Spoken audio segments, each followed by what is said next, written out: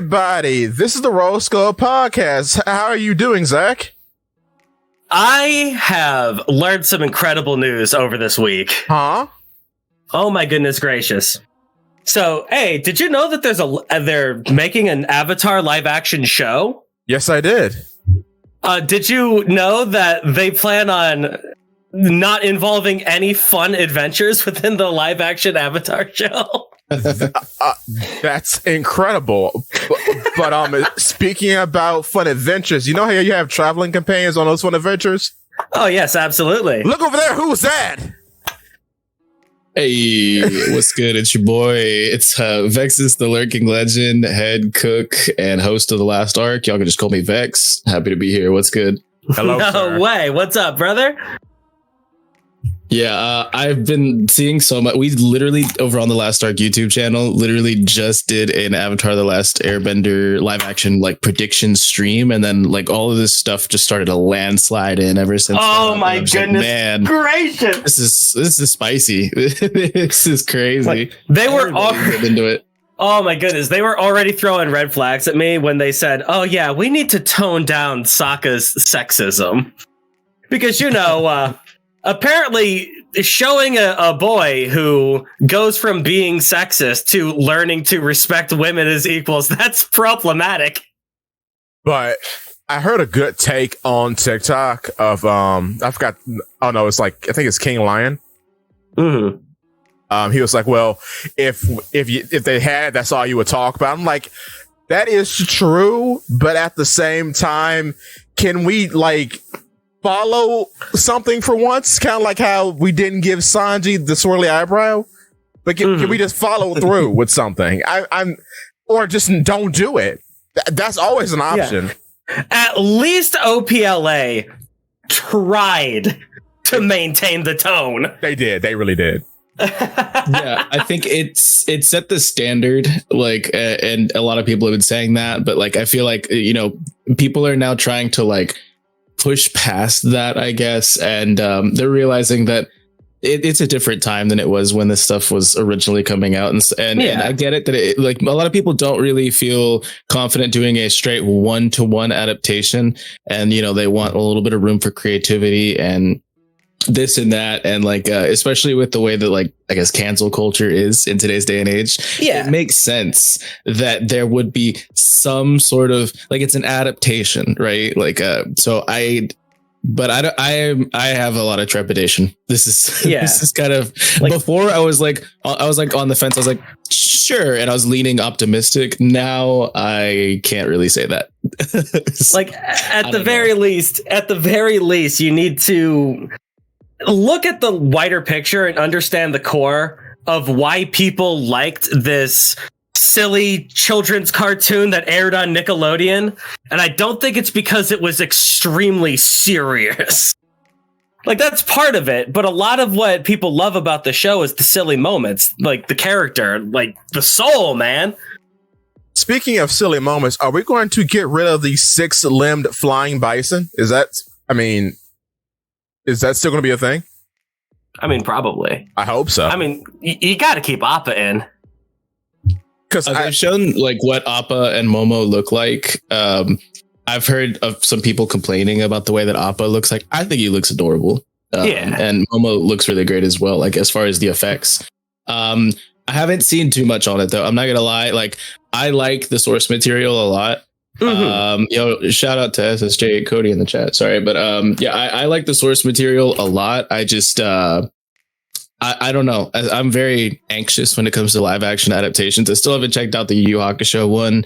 I obviously watched the One Piece one, but it's kind of the territory, as far as what I work at. I do a lot of One Piece related content and things like that. Yeah, but I don't know. I don't know. I haven't kept my ear too close to the ground. It's just been so loud lately that you kind of can't miss it. As far as people talking about the creative choices that they are making. And I wasn't actually in the stream that we recently did about the live action and covering it, but I've heard some things in that stream and since that really make me wonder. Not We are going to be begging M. Night to come back after this. I cannot believe. No. Oh my goodness. There's no way it's going to be worse than that. That's another reason why I'm so trepidatious, because I just have such a bad taste in my mouth over. We've already seen it done so poorly. I was a child in my adolescence with bright eyes and, just like dreams, like a plenty. And I went to the midnight premiere. Oh my goodness gracious. Everyone walked out. As soon as we saw the rock on a harness just like slowly hovering across the screen, like throwing popcorn and leaving. It was crazy. So you guys are earthbenders. You are standing on ground. Why aren't you fighting back? Oh, for real. That's a great idea. But I've been hurt before. I don't know if I'm going to feel too hopeful for this, but it would be cool if they knocked it out of the park. I hope a lot of the buzz is wrong. I really do. I just want the soul, man. Like you can do things differently. I don't want a 1-to-1 adaptation because then I would just watch the original. Fair. But I need the soul of it. The problem with the Shyamalan verse is that there was no soul. Like all the characters didn't feel like the characters. Nobody felt the same. Everybody was like wooden boards. It was lame. Are you talking about Ong and Sokka? Yeah, my boy Sokka. Come on, man. My man Sokka doesn't crack a single joke in the entirety of the movie. Like, brother. Also, are we getting rid of the genocide and the racism? Is that gone? No, I think they're opening up with the genocide. Okay. From what I've heard is how do you even do Fire Nation without genocide? I mean, you got to do that. Yeah, from what I've heard, they're going to be showing the extermination of the air temple at the very beginning. I guess to paraphrase what one of my friends had said in another server, and we were talking as well, he was saying that it's it's to show like the urgency of things and like really establish the plot hooks early and stuff like that, instead of like it being like a looming mystery for the first chunk and then us figuring it out throughout the course of the season. They're going to really front load that. So I think that's the first thing we're going to see. Yeah, go ahead. Sorry. Oh, I would say it's kind of like Full Metal Alchemist Brotherhood, where a lot of the beginning of the show is kind of like front loaded and very fast because a lot of it assumes that you've already seen Full Metal Alchemist and you know the plot hooks and you know the plot details. So we don't have to, there's no mystery. We can't be surprised by the air temple stuff. So we can go ahead and start with that to have like a really good hook to actually get people invested. But Full Metal Alchemist. Full Metal Alchemist. I have to do it for my guy SSJ8 Cody, the special grade sorcerer of the last ARG, who I know is listening right now. But you have to say it like a Full Metal Alchemist Brotherhood. Amazing, bruh. Much like with One Piece live action, I am very worried and concerned because this was quite a significant chunk of my childhood, as well as all of yours. I have a buddy that got into Toshindo because of the show. Oh. It got him into martial arts. Oh. He is in the dirt, brother. Oh. Avatar has done nothing but hurt him for the last 15 years. Okay, Wild Take. Korra was not it. No. What do you mean wild take? I don't know. People are coming around on it. There is no coming around on Korra. I liked parts of it, but in my opinion, it took some of the worst character traits from some of the people in the later half of the first series, Katara, and it front loaded those and like put those in the spotlight a little bit too much, in my opinion. I don't know. Like, I liked some of the characters and some of the world building. And just like, it's cool to be in the verse again. You know what I mean? It's cool to just put those shoes on and just take a stroll. It's like it's like the same way I feel with Boruto. Like, I love the Naruto verse. Do I love Boruto?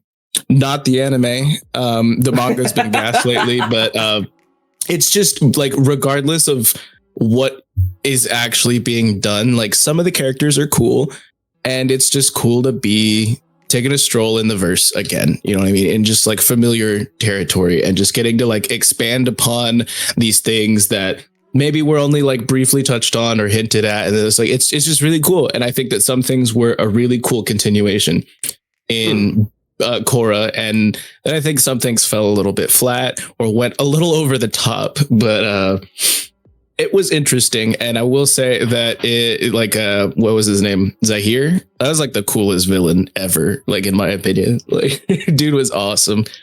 But for the most part, I definitely prefer like book 2 and 3 of the Last Airbender instead of like the Legend of Korra. Yeah, Zahir was the Airbender guy, right? Towards the end. Yeah, dude, yeah. Zahir was kind of cool. I liked him. I liked Zahir, but man, they had me like. It's pro bending and then using lightning bending for your 9-to-5 day job. That stuff completely ruined me. Because lightning bending was always the coolest thing to me. Being able to reach nirvana and separate the chi energies of yin and yang within yourself and then crash them back together in an explosive force of nature. And you are using that for your 9-to-5 factory job? I don't believe it. What I just think that we got to explore more of the previous avatars and like that's what the avatar cool. state entails and the spirit world. The spirit world stuff was really cool in my opinion. The kaiju battle was a little crazy, but like this stuff was kind of cool for me though. Go ahead. Sorry, Polly P. Oh no, it's fine. What ruined me is that the anarchist wild child Toph gave rise to RoboCops, gave rise to the police. So the wildest one of the group, who was against authority, became the man. She became what she hated most. Ridiculous. And it was also... Now she has to live in the woods. Oh. Oh, and then like all her children are the best, which is... that doesn't bother me too much, but the fact that everybody's just a cop and it gets more cop-like as we go on. Disgusting. I mean, that kind of speaks for an era of peace. After such a long war, it's like the stronger figures are going to have to bear that responsibility. So I can understand it to a degree. Have you guys gotten into the comics and like some of the stuff that happens in between the two series animations and things like that? I've seen some of the comics, yeah. They do a pretty good job of covering some of the more important events in the gaps and things like that. I haven't seen all of it, but I've heard that it kind of makes sense, but I get what you're saying. Like for me, Toph in the second series, it was hyped to see her and things like that. But Toph was like one of my favorite characters.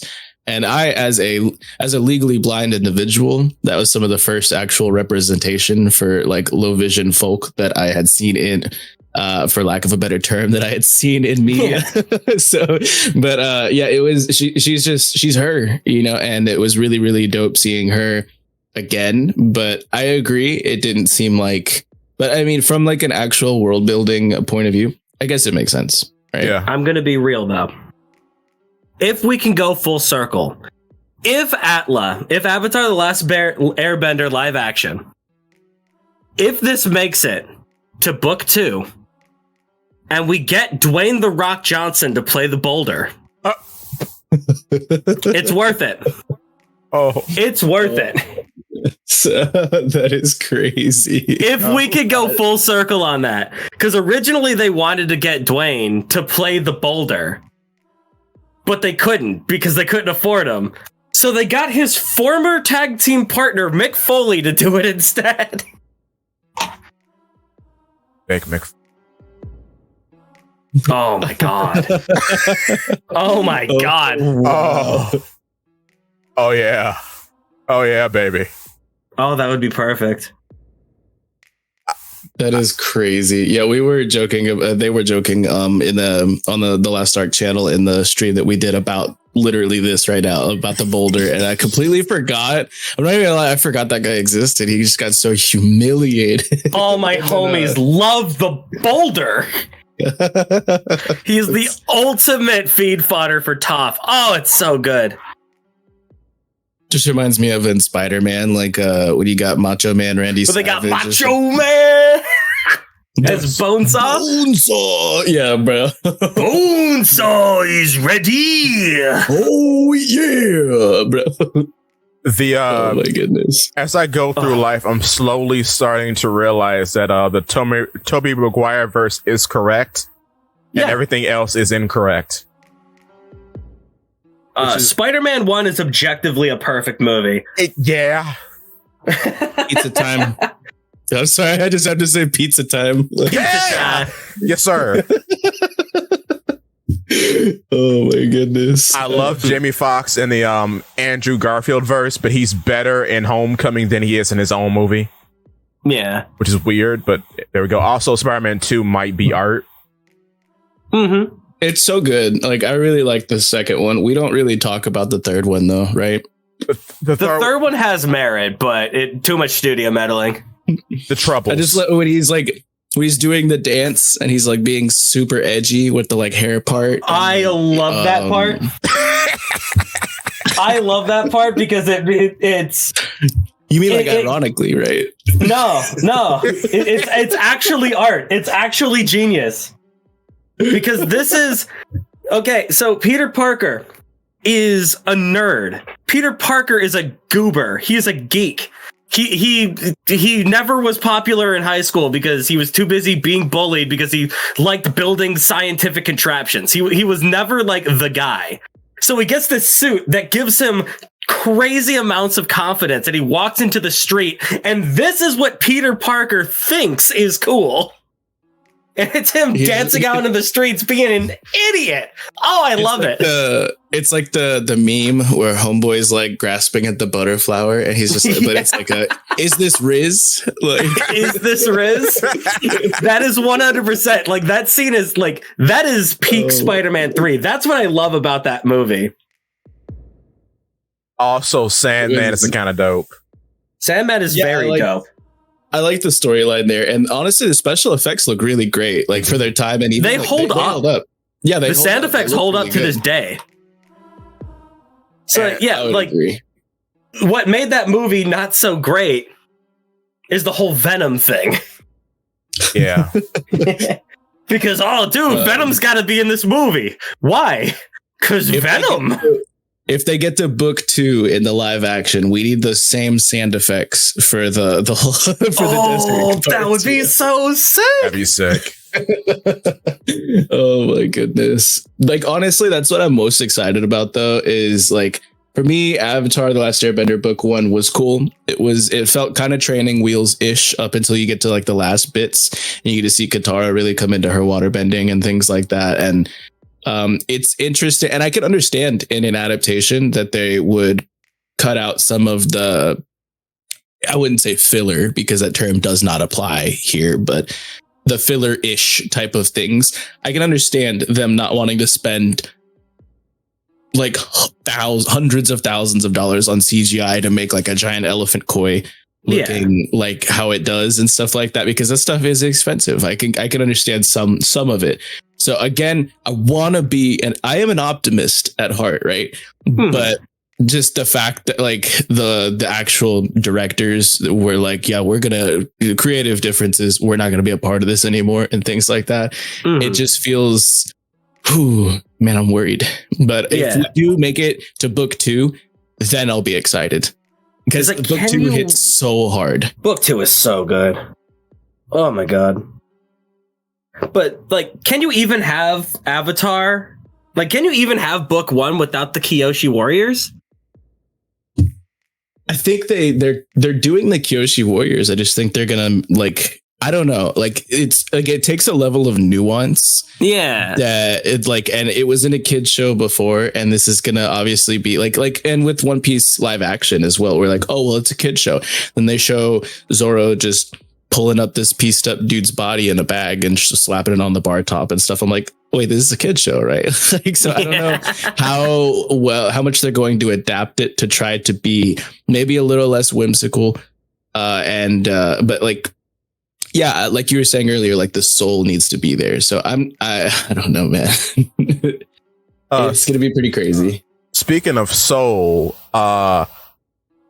this was supposed to be a One Piece sort of interlude, but I'm just going to take it to Opla again. I can't wait to see Chopper because I am Chopper. I can't wait. Oh my god! I cannot wait to see how they do Chopper. I hope he looks like the first draft of Sonic. Like, Yo, no! I hope it's Dwayne the Rock Johnson with hooves and antlers. That's it. Oh, Zakk, not that. That's crazy. And like, how on earth are they going to do Chopper?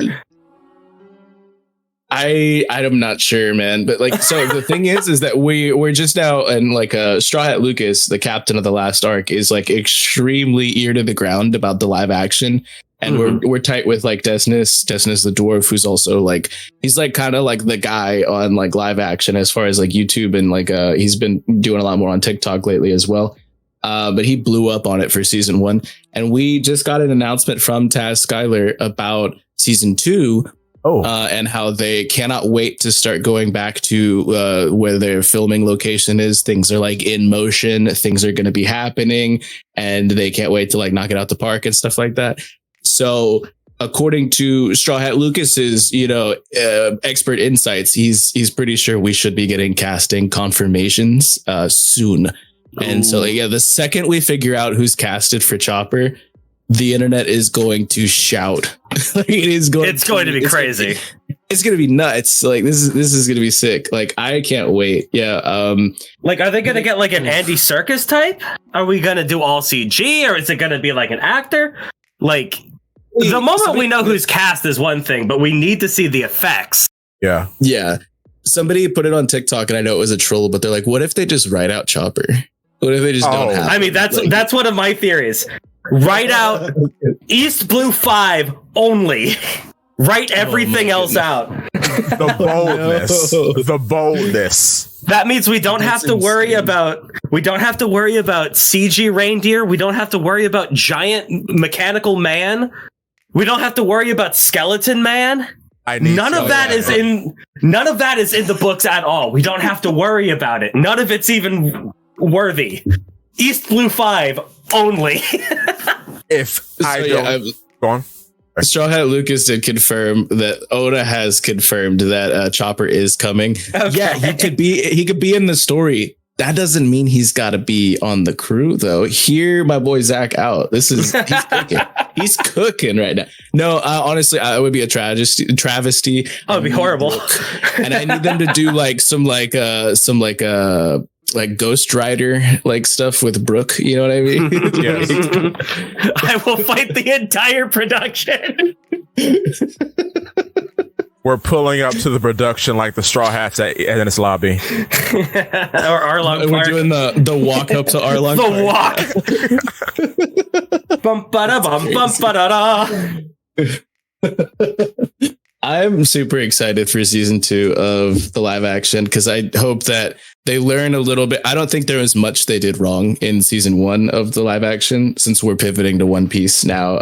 I think it wasn't perfect. I give it like a solid 8 out of 10 as far as like there were episodes that I was like, yo, this is like a 9.5 verging on a 10.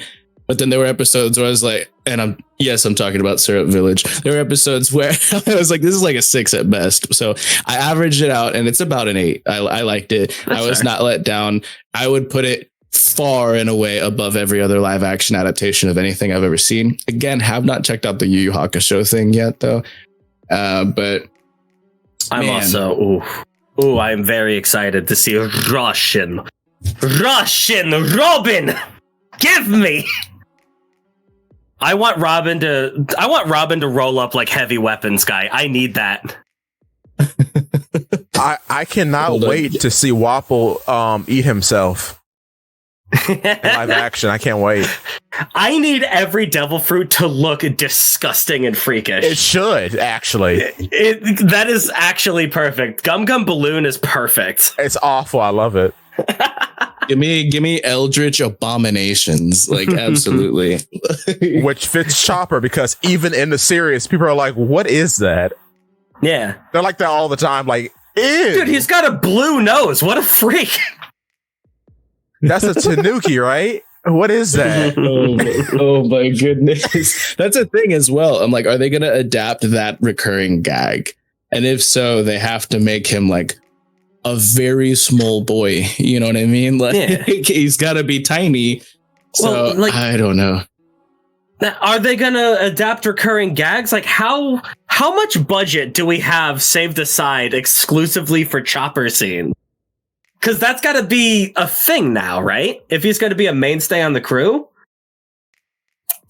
I mean, yeah. I think of all of the recurring gags, though, the one that would be absolutely the easiest to do, and I think they have to do it, is Luffy asking everything if they poop.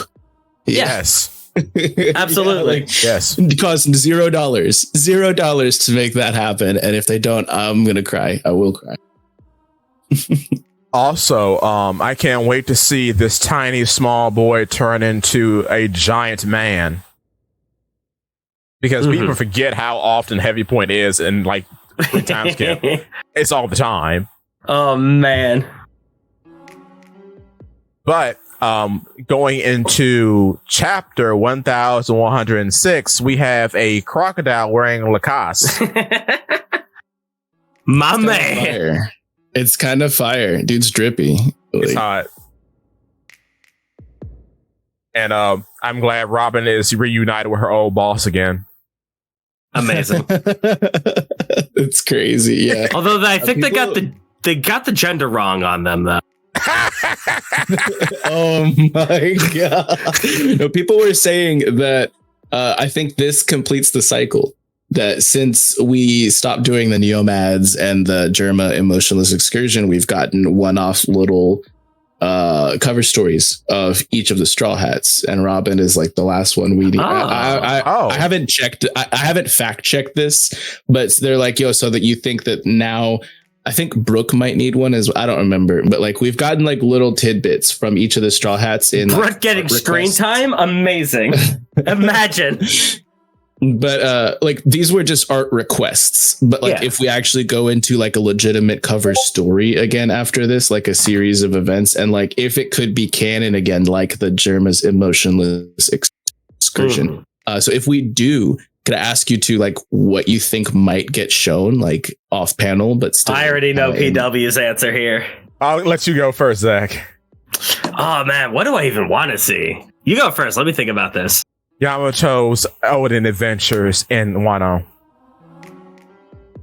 Yeah, that's sick. I would love to see it, honestly. I was hoping for maybe like a continuation of a previous one, like Neomads and whatever they're doing.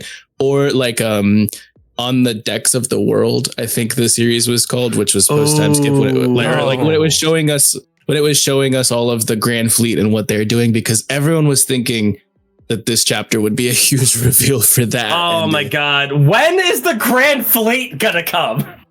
I think they might be showing up in the cover stories, but maybe. Also, I think it would be really cool if we saw like, and I've been saying this forever. Show me an L. Show me the moon, baby. Like I need it. Like yeah, where is Anel? Like, what is Anel doing? Like, dude, I want to see Bartolomeo causing chaos and stirring up trouble for Shanks. Maybe I'm thinking a Shanks cover story. Now that I think about it. Oh, we got to explain. We need to explain what Shanks has been doing, what he meant by "I'm going to go get the One Piece now," and then showing up at Elbaf. We need to explain how he knows Dory and Bragi. Right. There's a lot that we need to explain with Shanks, but not in a true in the chapter kind of sense. I think it would be perfect for a cover story. Although I feel like Shanks has like a lot of, I guess a lot of people put Shanks on a pedestal, and I think he might be too big for a cover story.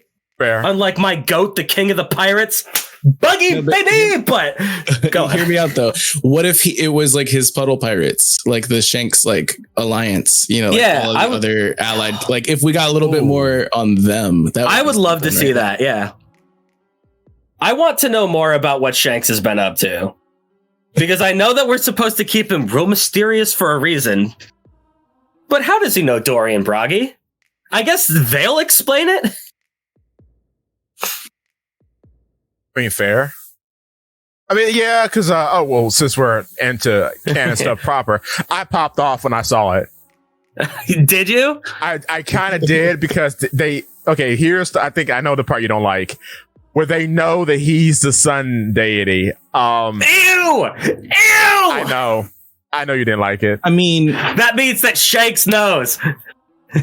Which is suspicious. I feel like a lot of people know, like, it was in the newspapers, right? It's his bounty poster. Like, if you know, you know. And like in this chapter, it literally says like hundreds of people around the world have been awaiting, people around the world have been waiting for hundreds of years for his like.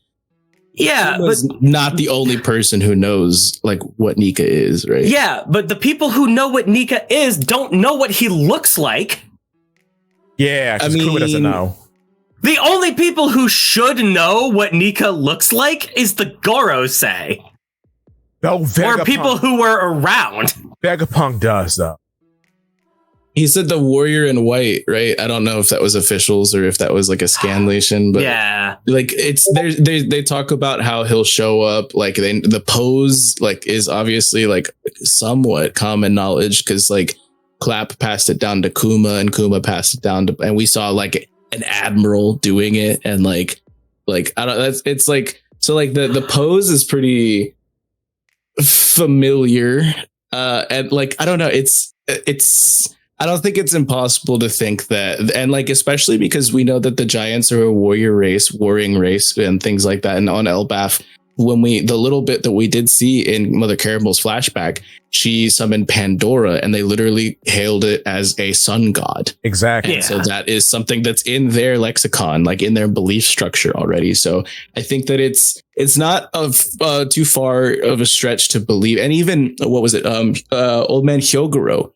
In the performance floor, whenever Luffy went bounce man, he was like, "Oh, you're like the fire god," and things like so. Like I think that it's if you're old enough and in the know, I think it could be. It's not as esoteric as maybe we're thinking it is. It's just because we didn't hear about it for like 1,080 chapters or something like that. Doesn't mean that like there's people who've been around a lot longer than we have. That's all I'm saying. I think it could make sense. And then too, during the Whole Cake Island flashback, and I just did this for the video, there's actually a winter solstice in which they celebrate the death and rebirth of the sun in Elbaf. So you're right. It's very much deep ingrained in their culture. Yeah, so I think it's fine. I do think Shanks knows, but I don't think Shanks had to tell them. I think they just they have their own autonomy. They're their own individuals. I think it would be more on character for Shanks if he was just vibing and these guys were I don't think he's inbound right now. I think he's going off and doing something else because 0% chance that Shanks is on his way. Yeah, no. And I don't think he was just on his way out. Oh, by the way, that Luffy kid. No, I think they have their own autonomy. It's been 990 chapters exactly since we met them. I think it's time for us to get a little bit more on what they've been doing since they stopped their battles. And I think it'd be cool if this was like people were saying oh, they're coming to save Luffy right now because they know what's happening on Egghead and they can no, I don't think that's true at all. I think that they need Luffy for whatever's happening on Elbaf. I think this is a huge plot hook that drives us into the next arc. But this could be good setup this could be good setup for the next arc. About Elbaf, at least we definitely know that we're getting Elbaf. Yeah, you fools who didn't think we're going to Elbaf. Are you stupid? There were people that swore up and down that we weren't going to Elbaf. That's crazy. So I was never in I was never willing to die on that hill, but I was somebody who was I can kind of see the doubt. When we got 1062 and Kid got smacked around, I was like, is this all we're getting right now? And it just started to and I'm like, we still need a lot more from Egghead. So I'm just like, how much more time do we have? How much, I don't know. Like, I started to get worried, but I was never somebody who was on all 10 toes being like, we're not going to Elbaf, you silly fools. Like, no, I was never that, but I definitely can see the doubt. You know what I mean? Yeah. A world in which Usopp does not go to Elbaf is a world where everything is truly lost. Indeed. No, hear me out though. What if he goes and we just off screen it? You know, that'd be fine, right? No, everyone's cool with that, right? I lose my mind. Sanji's just gonna go ahead and find the all blue off screen. After the series is back on, he's just like, yeah, I cured every disease. You know, cured every disease. Pretty cool. FYI, you know, in case you wanted to know. Yeah, we're gonna Nami's gonna stumble upon a map of the entire Earth in a cover story, and it's just gonna be one speech bubble. Nice, like nice. Yeah, nice, like, bruh. We need Could you imagine off-screening Laboon? Oh, don't bring it on here. I'd actually cry. Oh, it would be over. No. Oh my god. Oh. In shambles, and I ain't talking about Law. Oh, that physically hurt me to say. That's crazy. But no, we need 10 chapters of Robin meeting Jaguar de Sol again, and we need 20 chapters of Usopp just bumming around in Elbaf. Oh my goodness! No, have you guys seen? Have y'all read JoJo's? Yeah, I've which part? So in part 5, the like 7-page Muda, I need like a 7-page Dara she when they indeed up, like for real. Like, yes. I need it. Oh my goodness! And put the hat back on. Oh Lord! Put the hat back on. You know where you got the hat from. Put it back on, Robin. Yeah. Please. Maybe that'll be Robin's specific outfit. No, dude, that's honestly gonna hit me so hard. Like, not just the drip, but like honestly, like Saul was since before we ever even touched down on Elbaf and before like we got any of this confirmation and things like that, Saul was one of my absolute favorite characters in the entire story. When Homeboy, and I'm talking about in the Funimation dub, when he is just like, no one was born into this world to be alone, in his like southern accent, you know, and he's just like, bruh. That hits. It made me feel like I had a place and a purpose in this world, and it was just so impactful to see like how that unfolded with Aokiji and the remorse that he carried, and him, you know, now at Kuzan, because that's his dead name. We don't call him that anymore. That was my slave name. I am now Snowball. Oh my goodness! I mean, basically, but like. The chapter in Egghead when we got Saul, you know, being alive and Robin, that little panel of her with the hope and everything like that. I was willing to accept that. That's good. That's I was messed up, y'all. Like I was not very happy that Saul ended up being alive, because in my head it's like, it kind of undercuts his whole sacrifice. But you know what? Seeing that page of Robin, it's worth it. I think seeing what we get from go on. It's better than what we got from Pound or Pell or like especially with Kinemon, because like the Kinemon like scene like totally took away, in my opinion, from his entire character. Biggity, bro. Kinemon died like 5 times during Wano. It was weird. Nuts. But this with Saul, this is how you do it, in my opinion. I was totally fine with this. This is how you do it. Those other instances I had beef with. This I don't know. I am totally okay with, in my opinion. I can see the variance of like takes that people have with it and things like that. But like, okay, the thing is if none of these other fake outs happened, would you still feel the same way? No.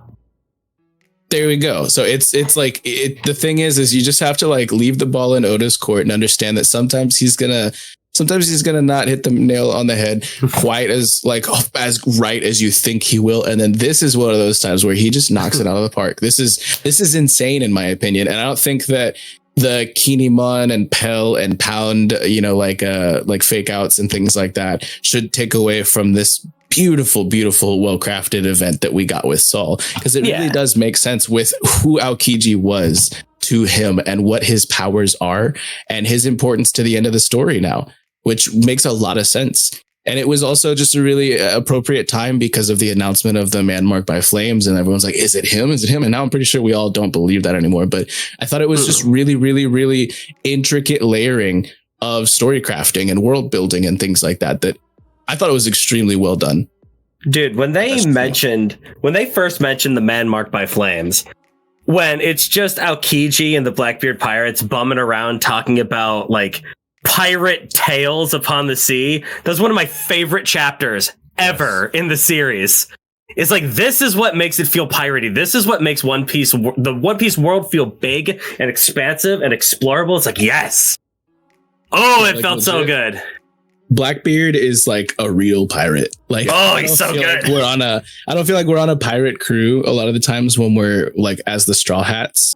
Mm-hmm. But then like you see like the scenes with Blackbeard and stuff like that, like when we got his like throne on Hachinosu, and like, dude, that is insane. Like, this dude is an actual honest to good, well, not honest at all, not good at all pirate, you know what I mean? Like, this guy is him, and I love that, because it's like the tonal shift is insane. Like, I just don't understand how Oda does it, you know? If Blackbeard is anything, I think it's honest. Nah, he be playing games, bro. Like, also, while we're talking about fake out deaths, so Vegapunk Stella, he needs to die. Please be right, Zakk. Please be 100%. He's not dead from this. No, guys, they can grow organs. Like, why would that would be such an important thing that Atlas brought up? That is the right side of his chest. He did not hit anything. He did not hit anything vital there. Well, you gotta also think, if he took out his brain, why stop there? Yeah. That's true. Is that even where his heart is? We've seen heart replacement before. Is that even Vegapunk? Well, that's a common theory. There's a guy who's in a whole bunch of our live chats over at the last arc. He's just a goat in our Discord. His name's the Will of Dreams. I call him the William of Dreams. He is such a goat, and he's always supporting us.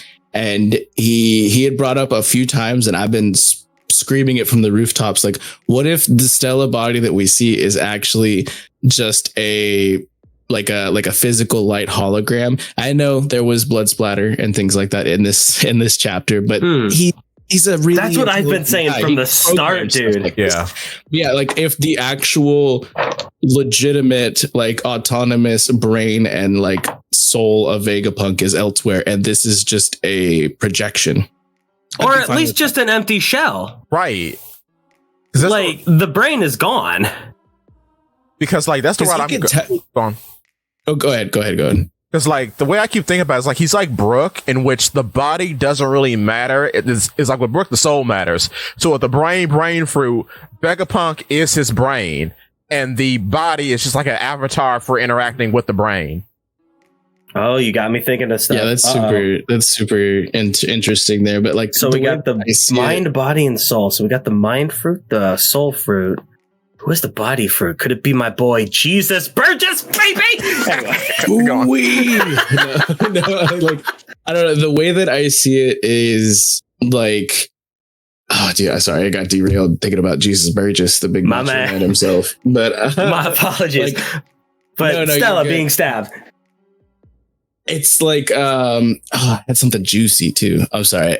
So hard light hologram. See, I've been saying the hologram thing the whole time. Ever since we saw him stuck inside the robot. Oh yeah. I was like, dude, that's a hologram. There's no way.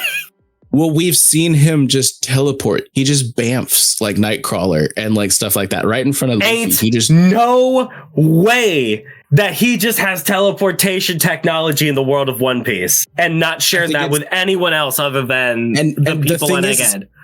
If he did, why didn't he just teleport when he was being stared down by one of the strongest a world noble, like an actual Goro? My man has a lot of confidence for a regular dude staring down the literal devil himself. He ain't done nothing. But so if we take the teleportation, like, because we got to think about this like a power scalar, right? What are his feats? And no, I'm totally trolling right there. Sorry, but he can teleport. We've seen it before. What makes us think this is a physical body? If that's the case, it's more likely that this could be light, and like it could just like a flipping a light switch, right? And then like additionally, if he can in fact teleport, why didn't he do that when he was about to get ran through by a spider? You know, I'm just like, this is something's not adding up for like the smartest guy on the planet, you know, and like I don't know, it just doesn't seem. This seems like fake out setup. You know, we set up a lot of Chekhov's guns that Oda refuses to fire. The holograms, the hologram gloves, the teleportation technology. They mentioned the robot, so I was going to mention him, but okay. Yeah, and then there's like the aircon, like the weather aircon. They can tell where all life forms are on this island, and the aircon is what contributes to the flight of the Vega Force 1 as well. So does that like? And then there's also like the necklace that Bonnie got, and then there's so many. You were correct. This is MacGuffin Central right now. It's crazy.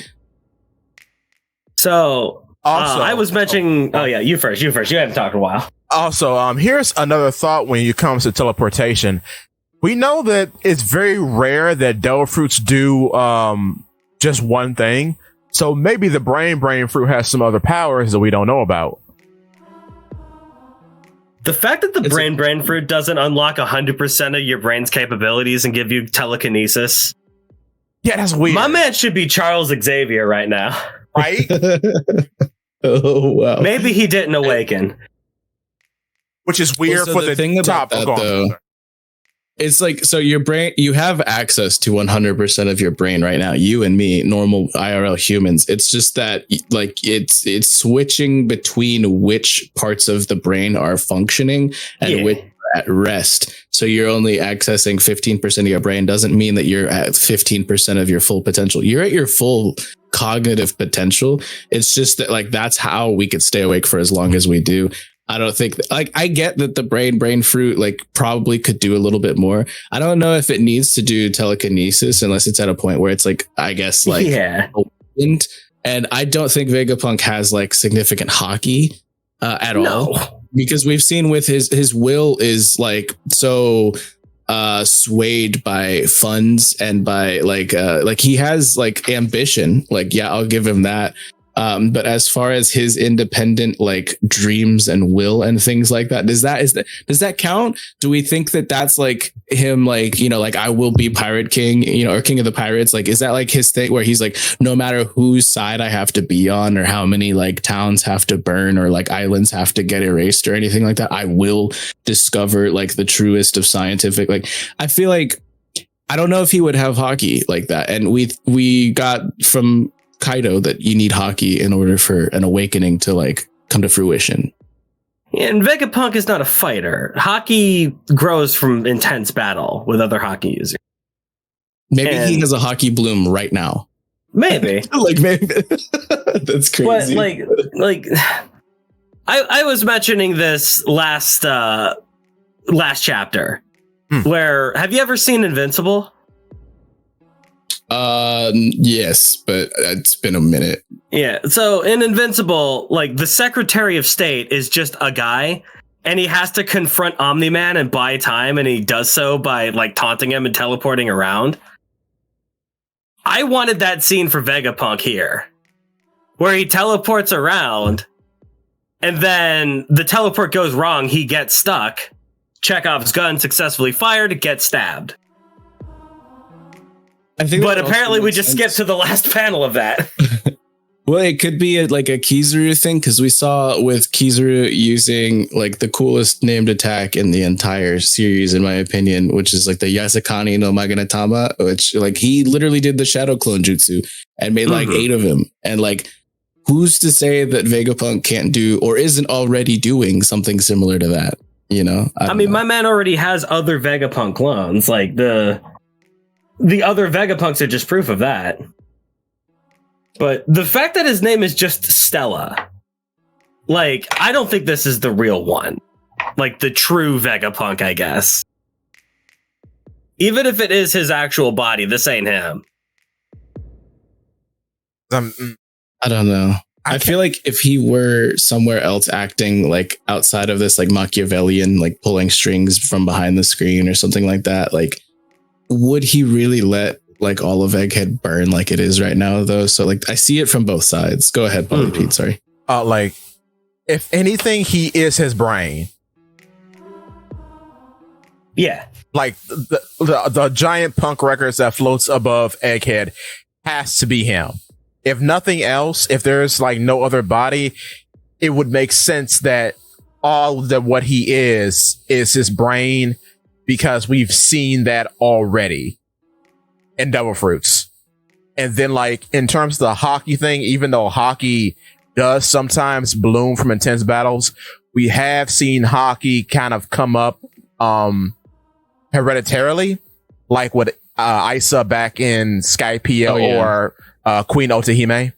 Like Straw Hat Lucas mentioned in the chat, observation hockey usually is the one that comes up just from birth a lot of the time. Like latent usage, like Charlie as well. True. So yeah, I can see that. But yeah, you go on, Vexus. I love what you were saying about like, because like whenever they eat a devil fruit, a lot of the characters in the story are like, oh yeah, I'm a rubber man, I'm a this, you know, man, I'm a this human, I'm a this like type of. So like if you eat the brain fruit, you are literally a brain human. That is such a good point. Like that, I really didn't like, because we've ever like, it's been going around in our Discord circles and things like that, and like across our community and the whole community. I think that yeah, it's like Punk Records is like too big of like a MacGuffin, like a, you know, like for it to just not be super important and things like that. And yeah, I've heard it from more than a few people that Punk Records could be the real Vegapunk, and like this is just like a charade, and like, you know, like it's like the six paths of Vegapunk, like, you know, like to refer to Naruto. Yeah, like I think that that's the best like actual piece of like argument that I've heard, though, is that like, you know, when you eat a devil fruit, you're genetically altered and you become like that type of person. So he is literally a brain person right now, and that makes so much sense. Yeah, because I think when the pun of the "know me" is made, amazing, because that's what's called in Japanese. He refers to himself. Yeah, of course. He refers to himself as a brainy human. So like that's what he is. And you can't really discount Kuma's like part in all this too, because Kuma like talked with Vegapunk about what he can push, right? Right. And he's talking about pushing out memories, pushing out metaphysical things, pushing out a man's soul.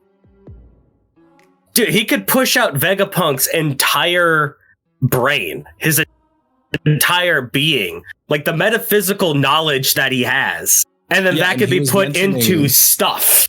Yeah. Yeah, he was mentioning the weight of memory, and like a scientist has discovered that there's like a weight to the soul as well. And so if these things are quantifiable, he has the means of doing that with Kuma's power, whether he had Kuma with him or if it was just through Esper or the pacifistas because of the green blood. But in that same vein, you have to understand like the Kizaru is an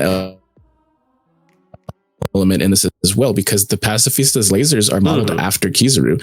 If we've seen like he said that, you know, we can replicate Logia's, it's just too costly, like it takes too much resources. He didn't say they couldn't do it, he just said it's freaking expensive and stuff like that. So I think that could also speak to the like shadow clone, you know, kind of argument, is that Kizaru is just as much of an element in this as Kuma is, because the pacifistas are modeled after both. So I love that. And also the holograms on Egghead are also modeled after both. Like a lot of technology that Vegapunk has is modeled after what Kizaru can do. And I feel like a lot of... Go on. Go ahead, Polybean. That was Hallback, by the way, the scientist he was speaking about. Yeah, I mean, it's pretty safe to say, but he never mentioned it by name. So, yeah. I mean, but it's pretty safe to assume. I agree. But like they have Buccaneer lineage factor or DNA. They have Lunarian lineage factor or DNA.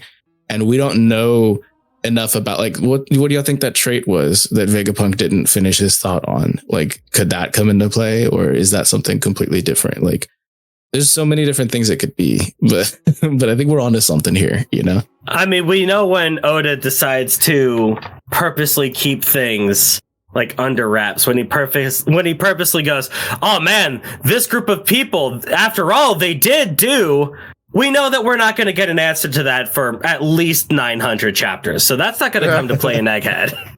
That's crazy. I have a small idea about what it could be, but I'm not sure about how I feel about it. What if the trait is that they can keep fighting after they die? Maybe. Yeah, I think that like what I was thinking something kind of similar, I guess. It's like it has to do with inherited will. And like if their will was able to be inherited by maybe like not just like a human with a like, but like if basically like what if their own corpse was able to carry out their will beyond, you know, their livelihood and things like that. And like, I don't know, it could be interesting is if they did utilize that sort of thing to put inherited wills into, I don't know, like, let's say like fruit, you know, I don't know, like it could be like a missing puzzle piece that we're not going to get until Endgame, you know, because he's not going to give us enough pieces to solve the puzzle, right? Like he's going to leave us like with bated breath as long as he possibly can. But that was a thought that I had. So it's very, very similar to what you were saying. Yeah, I agree. Yeah. But what I'm, I guess, worried about, what I guess not worried about, but what I want to see is that is Kuma actually dead, and is the power removed for him at this time? Is Blackbeard here to get the push fruit? That would be crazy. Oh no! I think my theory is that Blackbeard is here to get the authority chip so he can control the Seraphim.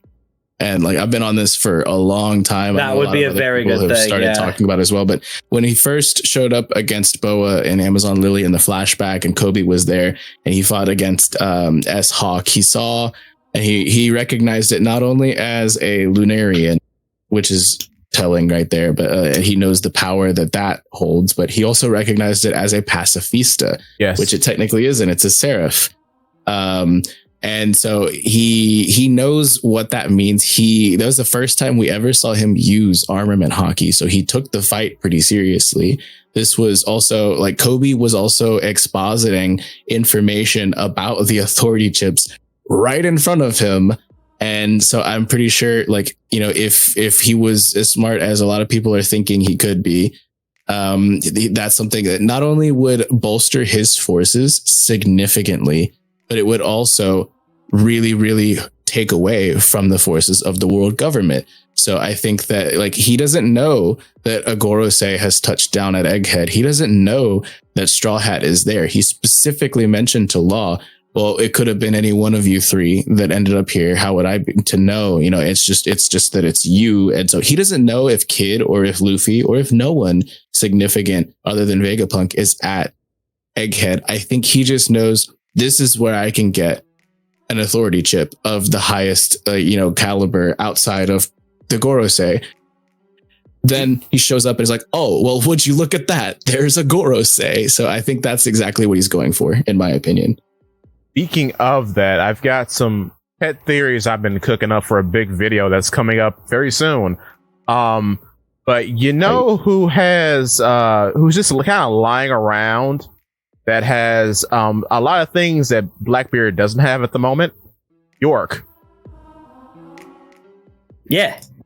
And this is originally not my theory, but I guess it's becoming my theory. Because I was listening to that One Piece talk, shout out to them, and they had a caller, saying that it would be a very interesting addition if York became one of the Blackbeard pirates. And I've been vibing on that because it would make a lot of sense if she did join and the pirate island became her like island of the future. Because right now the Blackbeard pirates don't have a smart person on their crew like the Straw Hats do with Frankie. And Nami. Oh yeah. I really, and Robin, but yeah, I really think that there is merit to that, and that he would probably want that. But for me specifically, and this might be some of my own personal bias showing, fair. I can't stand York. I want her gone. Get her out of here. Put her in the trash. I'm going to be real, though. York versus Frankie would be a sick fight, though. They are almost the same character, which keeps getting me. Did they only wear underwear and that no, I'm sorry. No, that's true. It's true. It's true.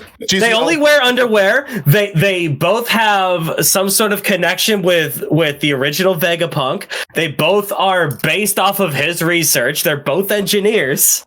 They're both powered by food. Yeah, but there's one huge contrast here between York and Frankie. York doesn't skip leg day, clearly. You know, well, that's why they're opposites. Yeah, bro. Post time skip Frankie is standing on toothpicks, y'all. Yes, sir. We got WAPO metal for those. We don't need muscle. Right, it's a lightweight design, right? Like, that is crazy. And when are they gonna bring back Frankie Centaur? So go ahead. I'm just memeing. Well, Frankie Centaur has been replaced by Frankie Tank, unfortunately. Yeah, because remember he was in Punk as he turned his legs into tank shreds. But oh man, see, like Blackbeard getting all the Seraphim is one thing, but I would much rather the Seraphim get kind of split up throughout the world. Me too. I don't want one force to have all of that. If there is one force that has all of that, it needs to be the Marines. Because good lord, the Marines ain't got a W in a while in terms of like the chip, in terms of the Seraphim and all the pacifistas. What I think what would go like more hand in hand with the theming of the arc, like we opened up with Lilith saying that she can't, completely sedate the will of the living creature, and like with this whole thing with Kuma right now, and like I think it would be, and we've seen with Snake how she's still goo goo gaga for Luffy and things like that. Like I think that it would make the most sense if they were freed from the authority chips and were then autonomous to make their own allegiances. Oh, I need S Doflamingo. I need S Flamingo to become Buggy's son so badly. Also, on that, on what you were saying, Vexus, and this is something I've been cooking up, it will be a video soon. Basically, when S-Hawk and Teach fought, I think that was S-Hawk's audition. Oh. Because, like, if they're freed from the authority chips, right? Let's say that's not a thing, and they can all make their own decisions. I could see S-Shark and S-Bear staying with the world government because loyalty is kind of like baked into their DNA because of Jinbei and Kuma. But with S-Hawk, he's an aspiring young man that wants to become the strongest, presumably. And he's fought something that he didn't really understand, which was Teach with the darkness fruit, expressed further by the anime. Because the whole, when Teach starts to get serious, he's like, oh no, what's all this happening? Let me get out of here. So I think that was S-Hawk's audition to potentially become part of the Blackbeard Pirates, because he now respects Teach and he sees that there's more to him. And then Teach was already very enthused about what S-Hawk potentially is, as you mentioned before. Yeah, that's super interesting. Like to go in with that, it's like so if they're not able to enact their own free will, except for in rare instances and things like that, that would be kind of a weakness more than it would be as a strength as far as hockey terms. And we know that, like, from what Kaido said and from the story so far, like Roger was able to climb to the top with just hockey, and the world nobles, the world government, the Navy, the Marines, and Cypher Pole, they know the significance of hockey when it comes to getting to this tier of fighting. And just like when you're this far into the new world, you need it. So I think that, like you're saying, it's like an audition. Like I think they're in training wheels right now, and they have like will inhibitors. Because it wouldn't make sense to just completely try to cut out their will.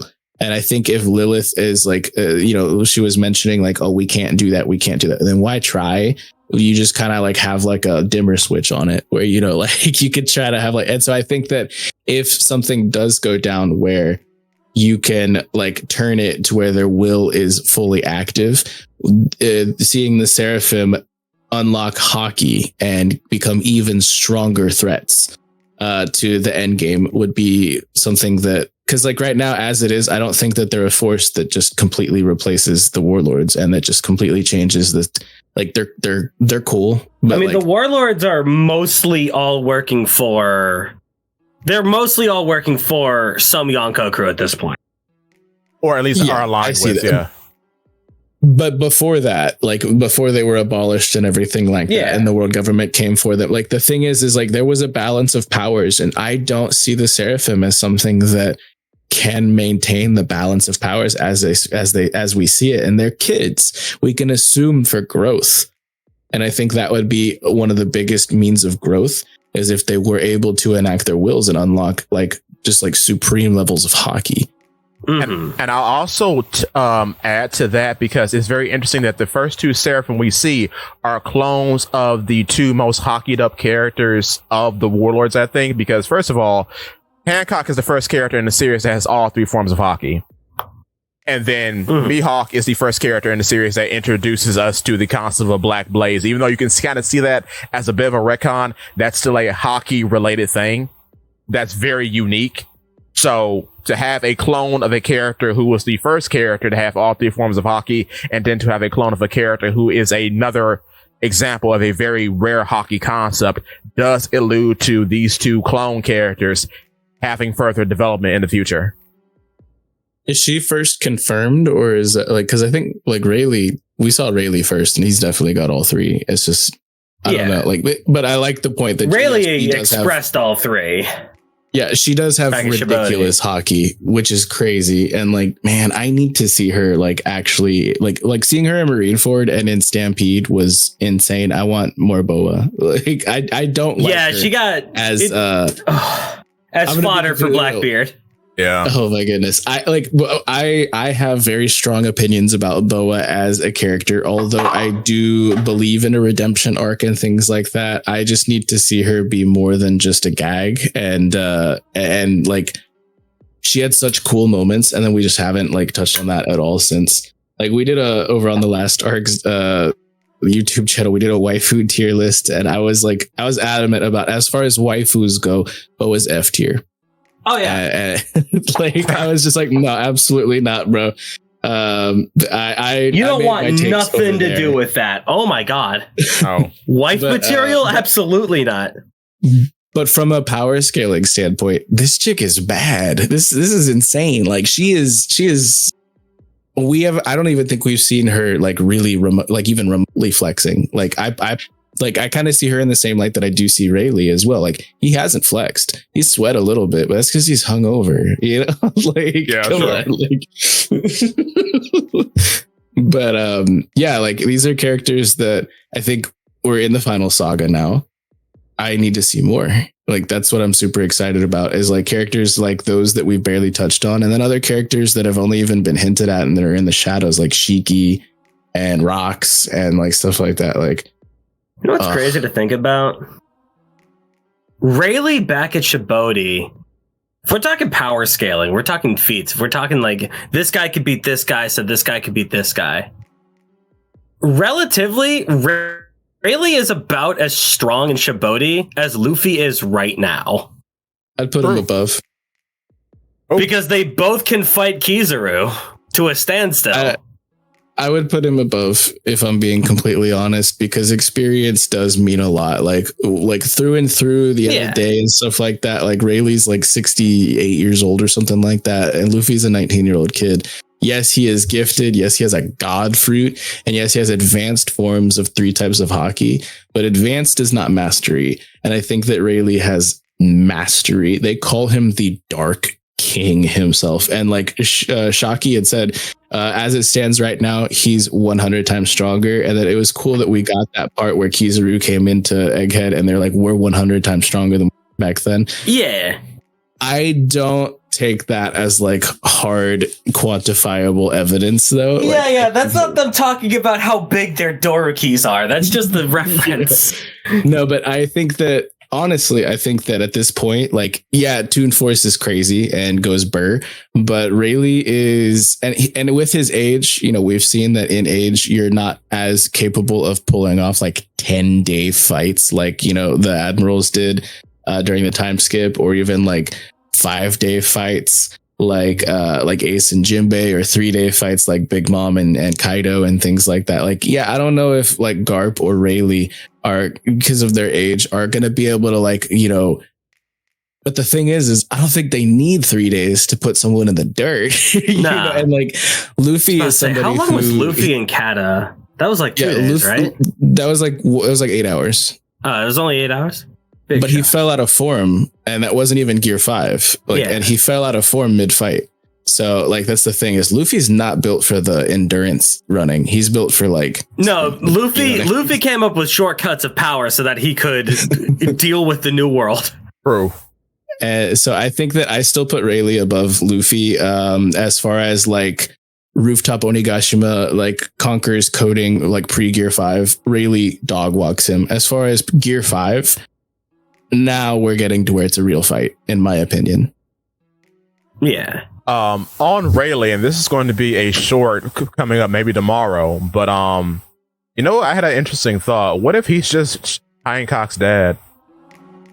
It's possible. Yeah, a lot of people have been thinking that, like, there's a theory that Hancock and Mihawk are siblings, like distant siblings, and you know that Shaki and Rayleigh could be both of their parents. Which I don't know if I buy that, but it's a cool theory, you know. Which would make sense why their Seraphim were introduced together. I don't know though. Like Hawks as well. Hawks and Snakes have, I guess, lore between the two because Hawks always eats snakes and stuff like that. So I'm not entirely sure. Like, yeah, I don't know. Like, if there's a theory, it's out there. I could find it and I'll send it to you guys later. But I don't remember it off the. It's been a minute since I touched on that one. But I like, for me, honestly, I need more from Rayleigh. Like, seeing him show up and like stand off against Teach was so hype. And then when nothing happened, I was just like, you got to be kidding me. Like, thanks, Oda. Like, we got the announcement. Yeah, we got the announcement. Like, final saga. This is it. And I see Rayleigh on panel, and I was like near tears. I was like, my boy's done for. Is this about to be a Jiraiya situation? What's happening? Dude, then, I was waiting for that. We needed to job Rayleigh there. Oh my goodness. And Teach started sweating, and he was like backing down, and I was like, oh my God. I gotta go. He's about to get dog walked. He's about to get, oh my goodness, my boy's about to flex. And then nothing happened. And I was like, seriously? It's like, I'm going to be completely honest with you guys. Rayleigh is my number one, top one character in the verse. I'm not talking about power scaling, just preference. Like, you just my absolute favorite character in all of One Piece. The Dark King Silver's Rayleigh. Here's the question. Does Blackbeard have conquerors? He has to. I don't think so. I don't really? I don't think so either. Oh, I'm alone. Oh, no. I don't think so either. Listen, I won't be mad if he does, but hear me out. Like as a bit of a juxtaposition of Roger and Luffy, seeing that this man uses like Roger climbed to the top using Conqueror's Haki. There were other people who had Haki that had like advanced armament or like, you know, advanced observation, future sight, and stuff like that, and like maybe even observation killing. There were like he fought some of the strongest people who are probably still stronger than Kaido was at this level. Like, potentially, like Roger fought them all. Roger like was you know, bare knuckle brawling or hitting them with the sword and things like that.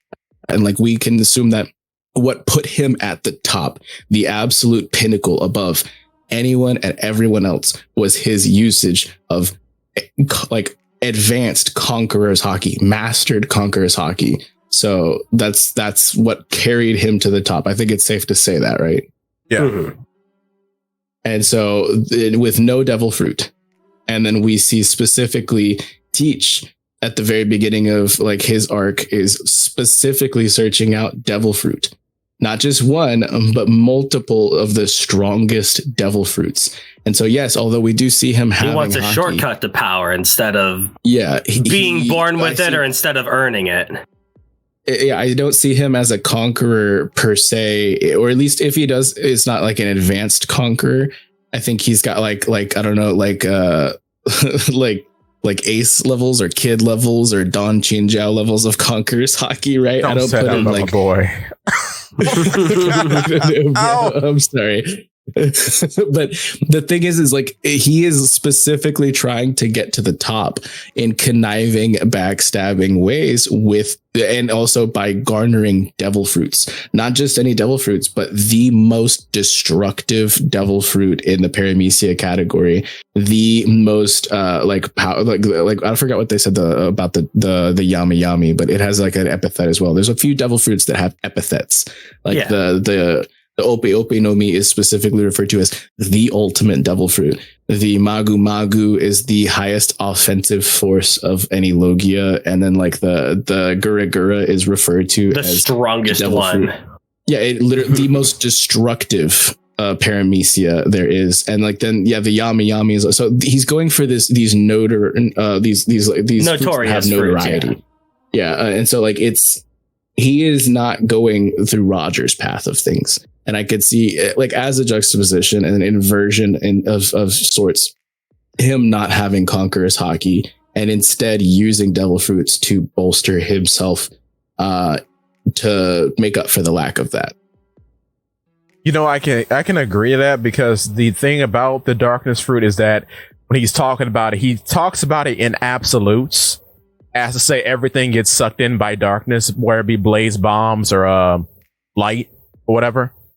Mm-hmm. So I can see what you're coming from. At the end of the day, Whitebeard looked this man in the eye and said, "You're not him." Yeah, that's you're not him. That's it. That's it right there. He doesn't have it. Yeah, I won't be mad if he has conquerors, but I don't think he has like the actual, like, the will of the supreme king type of conquerors, like the absolute pinnacle of conquerors, like we can assume Luffy will unlock and Roger had. Like, if he's got it, maybe he's just got like I said, like maybe he's like Don Chinjiao. You know, that guy had conquerors. Like, I don't know. But I just personally see it as him not having it as it currently stands. We know he has observation because in Jaya he mentioned haki, and we know that he has armament because he used it against S-Hawk. Yeah, exactly. So I could see him having like haki abilities. He does have ambition. He does have like will, and I can see him manifesting it. He has dream. Yeah, he has esoteric knowledge as well. Well, his dream is being held to his chest in the same form as Luffy right now. Like, I don't believe that just being like a recognized nation from the world government is his penultimate dream. That's like how like Luffy was telling us for like 1100 chapters after the end of every episode. And then but then we find out like in Post Wano, oh, that's just a stepping point to my actual dream. And then they kind of just leave that kind of dangling there. And we're still waiting, Oda. Exactly. So I think that Blackbeard's doing the same thing in that same inversion, except Luffy, the inversion of that is that Luffy is willing to just be like, oh, I haven't told you guys, my B. And then he just spills right in front of like potentially Caribou. He's already done that. Yeah. Yeah, so but the thing is with Blackbeard, he is not going to be somebody who trusts his crew like that. He is going to be somebody who doesn't ever tell that, like the inversion there. Right. I have his crew is a bunch of slimy, weaselly people. Go ahead. His crew is a bunch of goons. But I have two thoughts about Blackbeard. Firstly, my man has ambition. He has goals. But a man who cannot sleep cannot dream. If that's not the case, I would like it to be the exact same as Luffy's, because that would be funny. I've heard somebody talk about like how because he doesn't like potential, nobody's seen him sleep like and things like that, that maybe he's like somebody who feeds off of other people's dreams, which is like an interesting thought. So like, and that does feel right. Yeah. The more ambitious his opponent is, the stronger like his hockey could be. And I was just like, I don't know if we need that in the story, but that'd be dope. As far as like anybody talking about like I don't think that the Nika situation was I don't know. Like, there's a lot of people who are talking about Gear 5 right now for various reasons. And my thing is like, first of all, if you don't trust Oda, just quit reading. True. Like, how have you gotten 1106 chapters into a story and you're not vibing? Like, I don't understand. Like, go write your own manga. Like, with all due respect, I don't want to be like disrespectful to any other people who are listening who have these opinions. I'm not coming for your throat or anything. But the thing is that Oda has nothing to prove to anybody about his ability to craft a story, about his ability to foreshadow, about his ability to set up plot threads and things like that. And if you're doubting literally the most successful mangaka of all time, who has written the second most profitable literary franchise in existence, in history, at least, maybe it's not a problem with him. Maybe the problem is with your take. I don't know. Like, that's just my thing, is like, people need to consider that. I think he's doing a fantastic job on most fronts. And like, anybody who's doubting it, I'm just like, maybe chill. Like, it's, first of all, it's not like that serious. It's a comedy anime. It's got cool fights, but it's not like a punch fight. Yeah. It's not like your typical battle shonen. And that's my favorite part about it. Like, the latest episodes on Egghead and stuff like that, the comedy has been so on point. And we needed points like that, because there are very, very, very dark things that are on the horizon for anime onlys. Kuma's backstory. Nothing but darkness. It's crazy. And so I think that it's great to have both and things like that. And if you're somebody who doesn't, you're watching the wrong show. Or you're reading you're reading the wrong panels, brother. Like, that's my thing specifically to anybody who thinks that some of these choices recent. I think that for certain reveals, maybe, there could have been more of this or more of that. And like, but I believe that Oda is going to learn from his mistakes and do it better the next time, and things like that. And especially with it getting a reanimation, like the One Piece. Dude, the non-Toei animation is probably going to be amazing. It's gonna be straight. Oh, I'm so excited for that. It's gonna be crazy. Oh, it's gonna be gas. Because it's made by the guys that did the Attack on Titan anime. I'm pretty sure, like one of the studios. And Spy X Family. We can put both of those in the hashtags now. Spy X Family, Attack on Titan. Yes. Mm-hmm. Watch the show. Like, on one hand, we can get to this point, and Oda does great work. I think everybody can agree that there are points in One Piece that are absolutely amazing. Being as invested as long as we have this long means that Oda is doing something right. Fair. But there are still things that I want to be able to look at with like more of a critical eye. I don't want to just follow what he's doing blindly. And be like, this is clearly the best choice, because sometimes it's not the best choice. But that's like, I'm obviously not writing this manga. I'm not going to say they're going, well, I could do it better, but.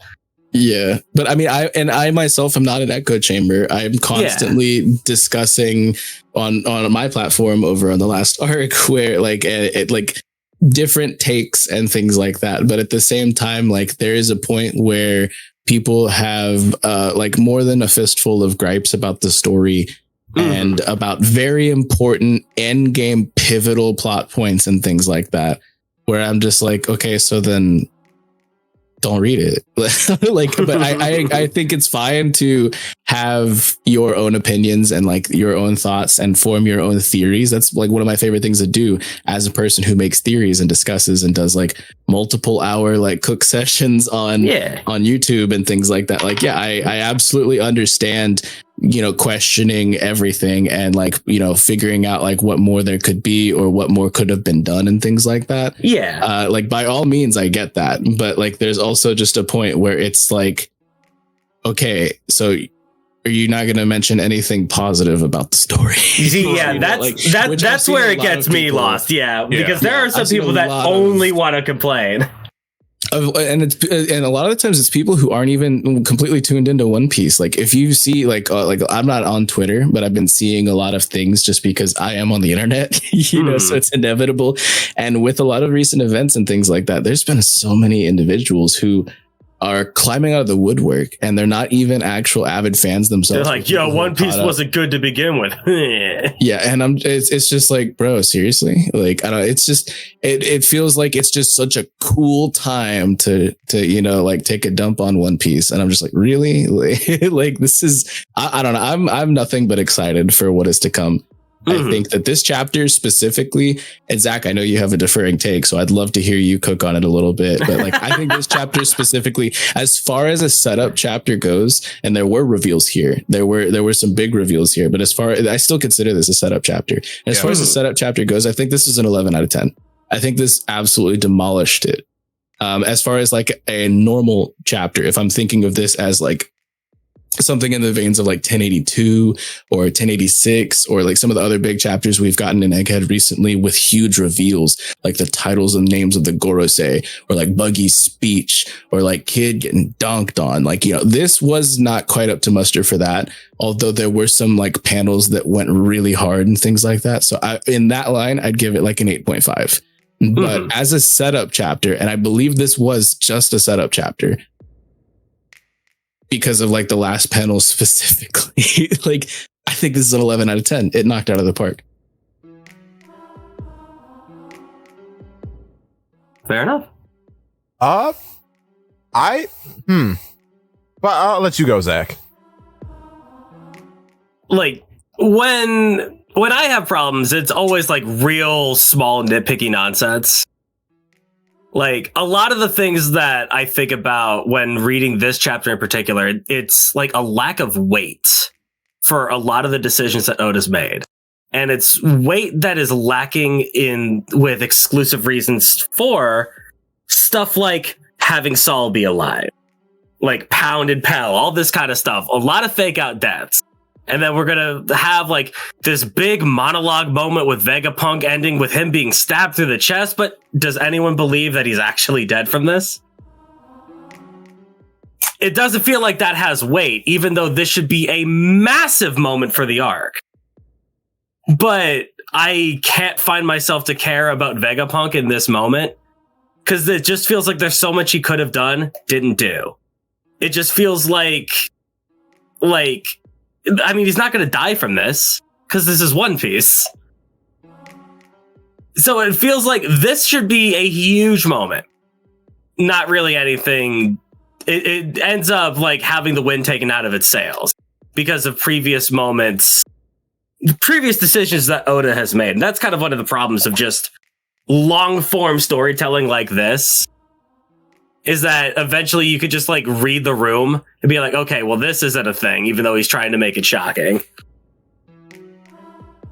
I feel like the Dory and Bragi thing right now would have been unbelievably hype if they didn't show up with Shanks a few chapters ago. I was thinking that. You cannot write. Could you imagine? Yeah, no, I kind of agree.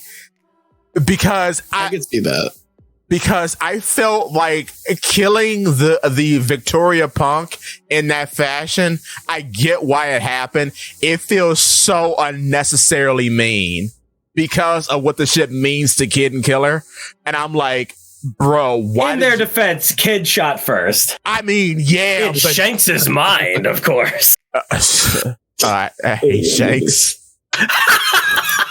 I want to love Shanks. I want to love Shanks so bad. Because he is a different character. No, you're right, Zakk. No, because we talked about this before. Shanks at the start of the series, even when Shanks is met by Mihawk when Luffy gets his first bounty, that's a different character from current Shanks. Current Shanks is Garland Shanks. He tries to take everything so seriously. It is weird. Which doesn't feel like Shanks. It's Garling. It's not even Shanks, it's Garland. But at the end of the day, like Dory and Bragi, Dorian Bragi showing up in general, a lot of people have a problem with that, right? Yeah. Because the entire purpose of their story, of their arc, is that their battle is forever. Blue Ogre, Red Ogre. They are never supposed to stop fighting. They are intrinsically even forces battling it out for the sake of honor, for the sake of justice, for the sake of what they believe in. Even if they don't remember what they believe in, what matters is beating the other guy. Right.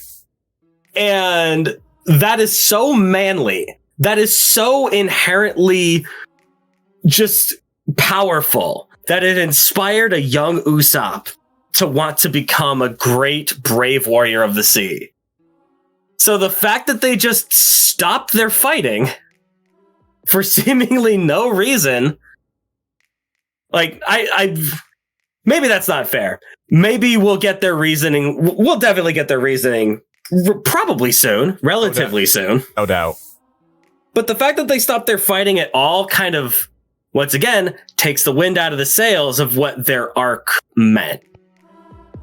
However, if this was the first panel that they showed up in, yeah, could you even imagine? No notes. 18,000 out of 10 would have been perfect. I think that it's interesting because like to touch on like the whole why they stop fighting and things like that, I think it'd be really funny, and it would be something that Oda could absolutely pull off, in my opinion, is if they forgot why they stopped, just like they forgot why they started. That would be good. I think that, and so there's a lot of different ways where I could see it playing out. All right. Like, and I mean, we do know that she was searching for them, and Usopp confirmed like, oh yeah, they're on Little Garden. Mm-hmm. And so like there's definitely ways it could be explained. I don't know if I need that though myself. I do agree that if we didn't see them so recently, this would have been a lot heavier of a reveal. This would have been a crazy reveal. It's interesting though, because you wonder how tapped in that Oda or his editors could be as far as like with the theory side of like the culture behind One Piece, because this whole situation with Stella and the whole situation before where we were left on a cliffhanger, like who's on their way and things like that. This has been so ridiculously gas for people who do make One Piece content. I know, right? Theories. I've seen so many different people like, it's gotta be Dragon, it's Neomads, it's the Grand Fleet, it's, you know, like it's these people. I think I mentioned Dorian Bragi last week. I think, yeah, I think this is one of the other things I was right about. I was like, why did it have to be them? I heard so many other theories. I didn't hear anybody talking about Dorian Bragi, but like I mean, I'm sure there were people. I'm sure you were. I believe you in your take, but like I'll have to listen to the episode. But go on. Yeah, I specifically was memeing. I was like, it's Geen. Geen's been paddling all the way for 2 years. He's fighting. It's an entire fleet. Don Krieg is back, baby. No, but like that would have been so hype. It could have been anybody, and like the amount of people who like called it versus the amount of people who were so hype on like, and this is like a maybe potentially, if they are tapped into the community, a way of them gauging how they should layer. Like I'm sure Oda has like it storyboarded out and things like that, but like where to put weight, more significance and things like this. I don't think this needs to be like, because in my opinion, I think this is a hook into the next arc, but I don't think that means that we're immediately leaving the situation and going to Elbaf. I mean, there's still a lot to do on Egghead. Yeah. I think we're getting like at least 20 more chapters of Egghead. Like I'm going to be completely real. Speaking about theories and agendas on Polypede Works, we have often discussed Bonnie and her becoming a Straw Hat. She's becoming a Straw Hat. I will take no other arguments. Good day. She could be Grand Fleet. I'm cool with that. Well, listen. She can be Grand Fleet as long as she takes Jinbei with her. Oh my goodness. Talking about guys who were called it's not you. Fisher Tiger literally tells Jinbei, you aren't the one to change things for our people. He literally says that. I don't know why he's on the crew as a main character. Why is it so easy to get me in this Jinbei hole, Zakk? Oh my goodness! In front of the company. Oh well.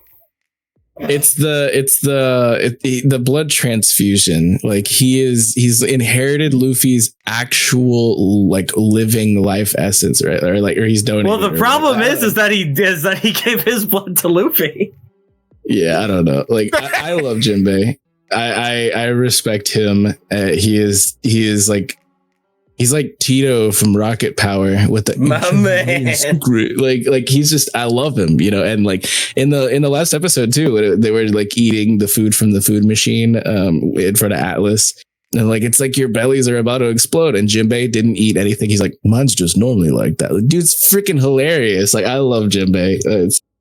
I got nothing but respect for him. And shout out to Ragnar, who might peep this like once it goes on YouTube. And like I know he has like. That's like one of his favorite characters. Like he absolutely loves Jinbei. No. There's not a lot of characters that I don't like except York. Can't stand it. Oof. But I don't know, man. Like I think that we're talking about like I think that with the supernovas specifically, it makes more sense for them to be like allied captains. So like how do we see Whitebeard pulling up in like a Marine Ford, and he has like 50 allied captains. They're not division commanders. They're not Whitebeard pirates. Mm-hmm. They're just allied captains. And I could see Bonnie doing something like that, just like I could see Law. And if Kid has like a redemption arc, I could see Kid doing that. And like I honestly don't see Kid ever, like, even if they try to redeem him, I don't see Kid ever working under someone else. I think it would be funny is if he was against the idea of working with them, similar to Onigashima, but in the final war, he does be out of necessity. And then the World Economic newspaper says he's an allied captain. He goes, what trash is this? Like, who wrote this? And like, he gets like, I never said I was an allied captain. I didn't share no sake with him. He's my underling. Yeah. But that's the way that I see it with Bonnie specifically. I'm not going to be mad if she's a Straw Hat. It's just like we've been going through this so often recently, like with carrot agendas and with like carrot truth, like Yamato. Okay, and with Yamato, and like even as far back as Water 7, I was so on board with Polly for Straw Hat, bro. My like, man. I love me some Polly, some rope action, bro. But like it's I don't know. I don't know if we need Bonnie like on the crew like that. I mean, I can see, I've seen all the arguments. I've heard it. It's fine. Like, I'm not going to be mad if it happens, but I just think it would be more poetic if it were like an allied captain situation. It's kind of my argument against Bonnie as well. I don't think we need any more Straw Hats. Oda can barely give the Straw Hats that we have enough time. I think that was like a lot of people's complaint with Law as well. They're like, yo, Law just replaces half the crew. He's like a better doctor. He's like a better, like, and all the, like, and I was just like, down. Like, I love Law. I absolutely love Law, but I can't see that he did pull from a lot of the spotlight that we could have got from, like, because there's still like things that we didn't like. Oda was still playing his cards close to his chest with like post time skip upgrades. Like how, like, if Robin was able to do Demonio Fleur all the way since back on like in her time skip Fishman Island, like dog, she could have done that literally then, and we didn't get it until the Black Maria fight. That's crazy. I feel like Onigashima was supposed to be, I guess you could call it like a sort of Endless Lobby situation, where all of the crew just gets a power up because they've been training off screen. Like, I feel like that's kind of what that was going for, but it didn't feel that way because it just came out of nowhere. It was a little bit rushed, and we just haven't seen our characters pushed to the limits yet, with the exception of some of those fights. Because Law's here. It's because Law's OP, and he was like, yeah, I got this, guys. Like, thank the Lord for Whole Cake Island that Law was not there, so that we have enough time to give Brooke a moment in the entire series. Whole Cake Island mogs most of the post time skip. Most. Like Whole Cake Island mogs most of the series, dude. God, yeah. I need to one of the best arcs ever. I was in full speed ahead binge mode when I was like digesting that content, and I watched all of Whole Cake Island in like 3 days. It's so good. And so it's a miracle. Yeah, because of the ferocity at which I got through it, I have not retained as much as I really wanted to. And there's also like the gut wrenching moment where like we get Big Mom's like backstory with the cinema and like and I was just like, did that just happen? Right. And like the person, I was like, did that just happen? And I looked to my brother who was watching it with me, and he was stone cold faced and like silent and just like didn't say anything. And I was like, oh God, like it was pretty crazy.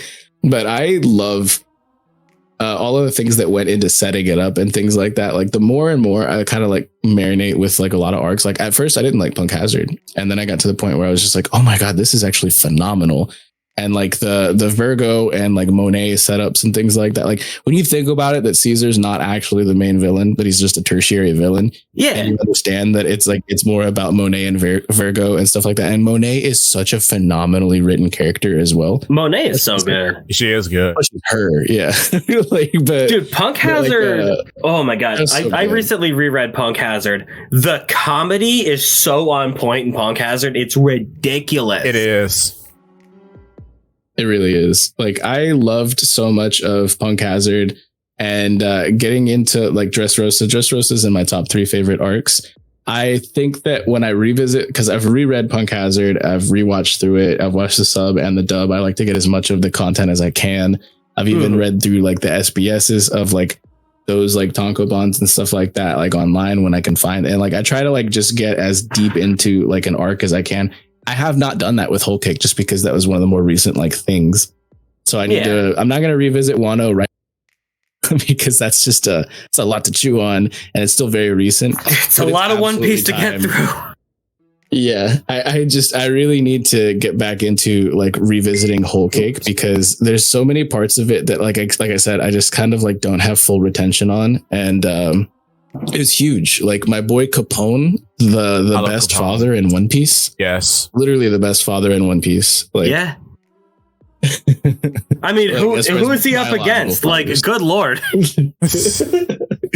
And no, you want to talk about slim pickings for competition? Think about Chiffon, like one of the only actual like present and alive mothers in One Piece. In One Piece, like diggity dog. Who is Bage's competition? Tom? Kuma? He's not actually a biological. Kuma's there. He's not actually a biological father. He's a dad, absolutely. Yeah, I definitely. But like when we're talking about actually biological dads, there's not a lot. Like we got like Yasop. Oh man, Yasop. Yasop. Like no, I mean like he's got the Shanks curse. We're not allowed to know enough. There. Kyros is absolutely up there though. Kyros is up there. Yeah, Kyros is good. Yeah. But Beige is just him, dude. Like, also, we've got. Oh, go on. Go ahead. No, go ahead. I was thinking about the moms, but you go ahead. Just to talk about Big Mom against this, you mentioned moms. Big Mom mocks Kaido because Big Mom made Kaido. She gave him the fish fruit. Yeah. I mean, Kaido's always been like a strong guy. Big Mom is her. Yes. Like, it's nutty that Big Mom is not the pirate queen. Oh, what a great character. I feel like if, I don't know, it's interesting. If you guys have seen Stampede. Yes. Mm-hmm. So, like, the whole Douglas Bullet backstory and things like that, it's, like, it's very similar to, like, what we got from Kaido's backstory as well. And, like, it's interesting to think that, like, yeah, like, his fruit is non-canon and things like that. But as far as his reputation... and things like that, like what would Kaido have looked like if he didn't have a devil fruit? He'd obviously still be a very strong individual, but like Yonko level, I don't know. And like it's just like it would have been so interesting to think about, and like I really can't wait until we get like the rest of Kaido's flashback, because it's got to be coming once we figure out more about that was such an incomplete. It was so incomplete, Kaido's flashback. And it's because he's tied to too many things that we're not allowed to know about yet. Right. Yeah. Like rocks and Garp. Yeah, I think post Wano is going to age like a fine wine, because there's so many things that like will still get expanded on, and like we will be visiting it again if in a cover story or like in an offshoot. Like maybe the Straw Hats don't go there again, but like we still get like flashovers and things like that. Like I think that there's still so much more to cook like there. And Kaido's backstory, it was like felt weird. It was like a surreal like vision. I was like, is that this a fever dream? Like is this fan content? Like the thing about Kaido, even Kaido without his devil fruit, I think is still gonna have a huge showing though. Because Kaido was still strong enough to attract Rox's attention. Right. Yeah. And he was like still that guy even before the fruit. So I think what would be more interesting too in terms of Kaido's backstory is to see Kaido from the perspective of other characters like Shiki, Bucking, Big Mom, because we don't know their perspective on Kaido too much. Like we know Big Mom sees Kaido as a thing, so she respects his strength. But we don't know like the depth of their relationship. We only get bits and pieces. Kata, Curry's dad.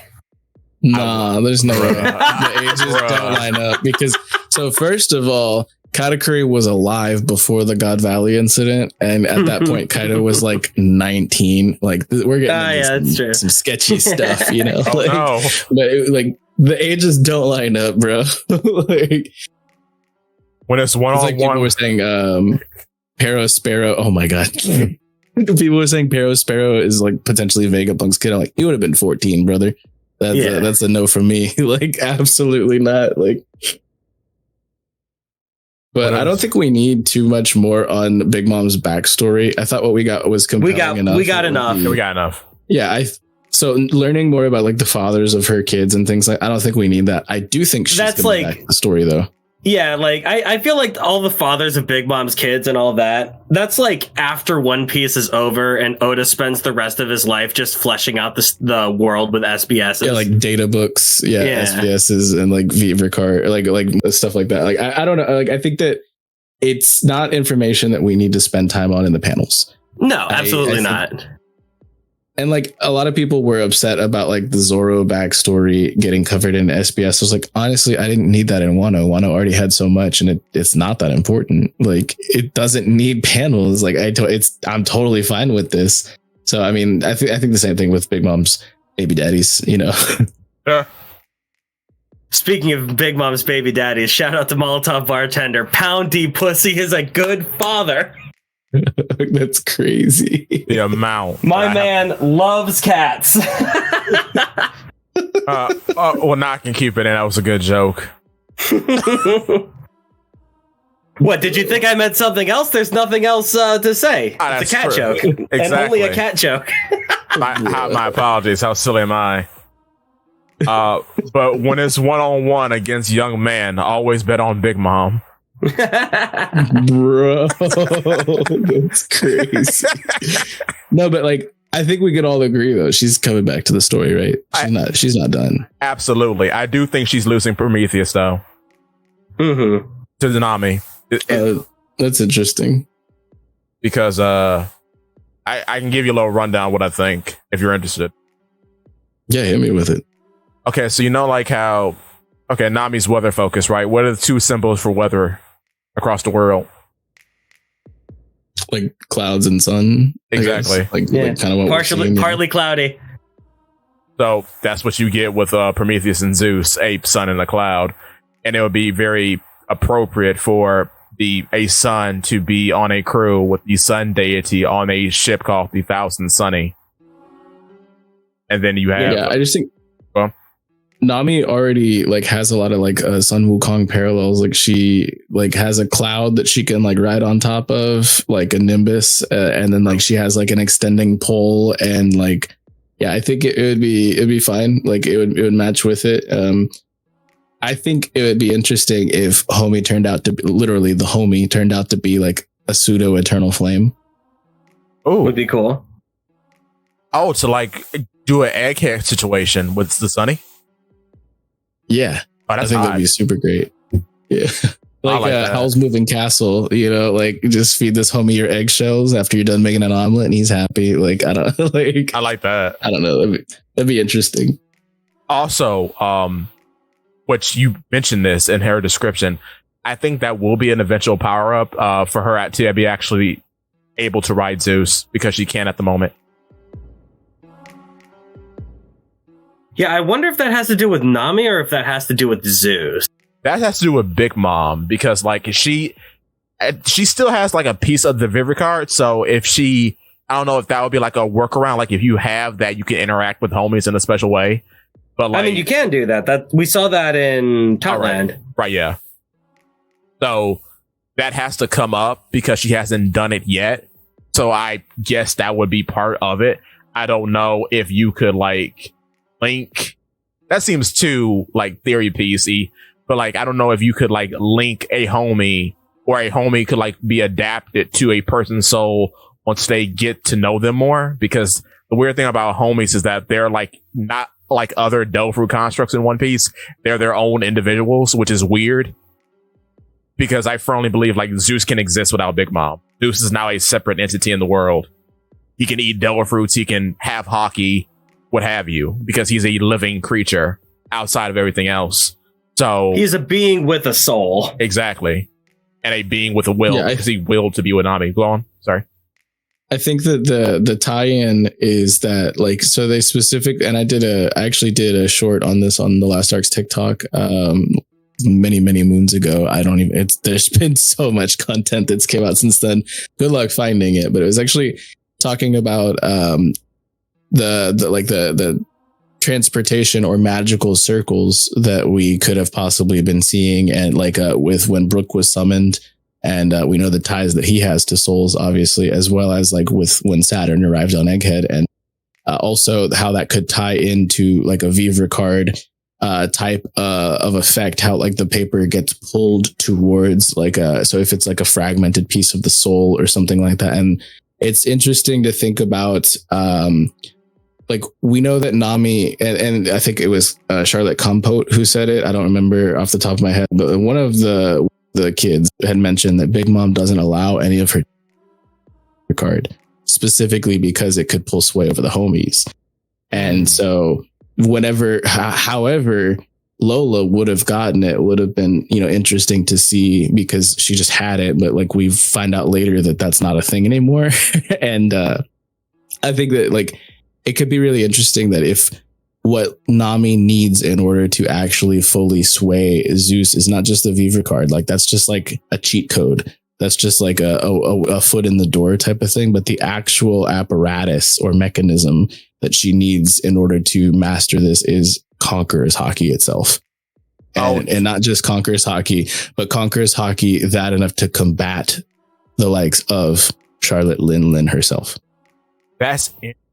So like it's more like the Nimbus Cloud in Dragon Ball. It's a bit of like, instead of you being a good person, it's overcoming the will pre-established by the creator of the homie itself. Yeah, I think that would be interesting. And I need her to have, she's like, Jinbei made the joke like whenever she was punching the crap out of Luffy and stuff like that. Like it's been set up long enough. Like, and I think that like it's time for some Straw Hat upgrades. I'm not even memeing. I firmly believe that Nami is a conqueror, like, and she probably has already exhibited and it's like a lot of people want to take it as a meme, and like I need you to like look through that disposition and just like actually analyze it and things like that. Like it kind of makes sense for a couple of the Straw Hats to get conquerors, although for others maybe not. That Nami, absolutely, it makes total sense for her. And I don't see how she could technically really get too much more upgraded. It'd be cool if she did get like Prometheus, like you were saying. But I don't know. I think that's like kind of where her end game is leading. And I love Chestnut Tanuki, a friend of the Last Arc, and just an absolute goat in the community. She is like firm on her stance that she thinks that Nami is probably like the second strongest, if not strongest Straw Hat in a fight. Like, and I'm just like, I don't know about that, but it's so funny hearing her takes. She did a top 30 at the beginning of the year with Zakk on his YouTube channel. And it was so interesting to hear her spit about how much she absolutely loves Nami and thinks that, and we've seen Nami like beating the crap out of Luffy. And I think we can all agree Luffy's like the top one in the crew, if we're not accounting for the fact that Luffy can dog walk, or that he gets dog walked by Nami. Right. You know, so, I don't know. It's interesting. Can I borrow that for a video? Would you mind? I mean, do you, brother? I'm totally fine with it. Like, honestly, most of that take is like things that I've kind of ruminated on, and like the fire underneath it was lit by Chestnut Tanuki herself whenever she was very passionately going on about how she thinks that Nami is top of the verse. Speaking of which, Chestnut, if you're available, be the next guest. We're open. But I think it's definitely where I see her end game going. Like, and like everyone always thinks that Usopp could get Conquerors as well. I believe that. I don't know if I need Conquerors on every single Straw Hat though, but I think those two for sure, just to round out. The Cowardly Trio. Yeah, is just such a disrespectful title. I think we will see such a glow up from the three of them. Go ahead. Sorry. You know what? Like, okay, 2 points. Would it make sense? This is kind of going out of the way, and it's kind of a reference to a movie. Would it make sense for a Chomper to be like a King of Beasts? I would love that. We have our musician on the last arc, Joshua Victor, believes that there's a lot more to Chopper's Devil Fruit that we'll be seeing, and that his points tie into specifically many of the other races that we see in the world of One Piece, and that it could be something more than just the Hito, and like if like the definition of human is more skewed than what we take it as, and things like that. There's going to be a theory coming out on that soon over on Den Kushi's channel on YouTube, so keep your eyes peeled for that. I don't want to say too much about it, and I won't even do it justice if I'm paraphrasing it. I'm going to be completely honest, but I think that the Chopper glow up is going to be extremely real as well. I don't think it's going to be Conquerors. I think it will be Devil Fruit related, but fair. I can't get too specific, you know. I like that take because I hate the take of him being a caveman or like a literal Neanderthal or something. I don't like that at all. Yeah, like as far as like what the first beings that populated this planet were, and like how that would have differed when other beings came from outer space and things like that. Like there's a lot of theories of our own world and how our evolutionary lines were affected and unfolded and things like that. I think with the world of One Piece, it would be totally within Oda's ballhouse to give us like the misdirection for, you know, a couple thousand chapters, and then give us a reveal that it's actually something way crazier. And so the word Hito, you know, the word human, and like what that fruit totally entails could be something completely different. I like that a lot. But where I sit with it isn't perfectly aligned with the theory that's about to come out, because there's 10 of us over at the last arc. We all have like a bunch of different theories that we're always cooking, and we just kind of help each other hand in hand to make sure that we all get there, you know. Like, and so I don't know if I have fully aligned with the theory, but it's gonna be gas, and I can't wait for that to drop soon. Also, Din and Cody, we gotta have you on as well at some point. Cody's my goat. Yeah, Cody is my goat. He's such a he's lightning in a bottle. We are so blessed to have him, and he is wild on streams. He has some really, really great takes. He's gonna be reading just because it doesn't make sense to me. I'm a blind man, and I don't know what the heck is going on in some of that, but like he's some members only content over on the channel soon. Doing some like manga read throughs and things like that. It's Cody's he's like a brother to me, and if you guys want to actually see Cody and that lightning in a bottle energy and more of me, we're going to be doing Chad Murals. I'm actually going to be getting into that if you're watching on the Twitch in like an hour and a half, like over on the Last Arc's channel. But I'm cool to cook for a little bit longer. It's chill, but also like we do it every Fridays at like 6 p.m. EST. and we try to have a lot of guests. This week we're having Ryan from Nostalgia. We've had Whole Grain Coltrane. We've cooked with a lot of goats like Jacoby and stuff like it's. We're trying to make sure that we bring in people. We also do just have chill streams sometimes where it's just like the three of us. But Chad Bros is always a blast. We get pretty out of pocket, but it's always fun.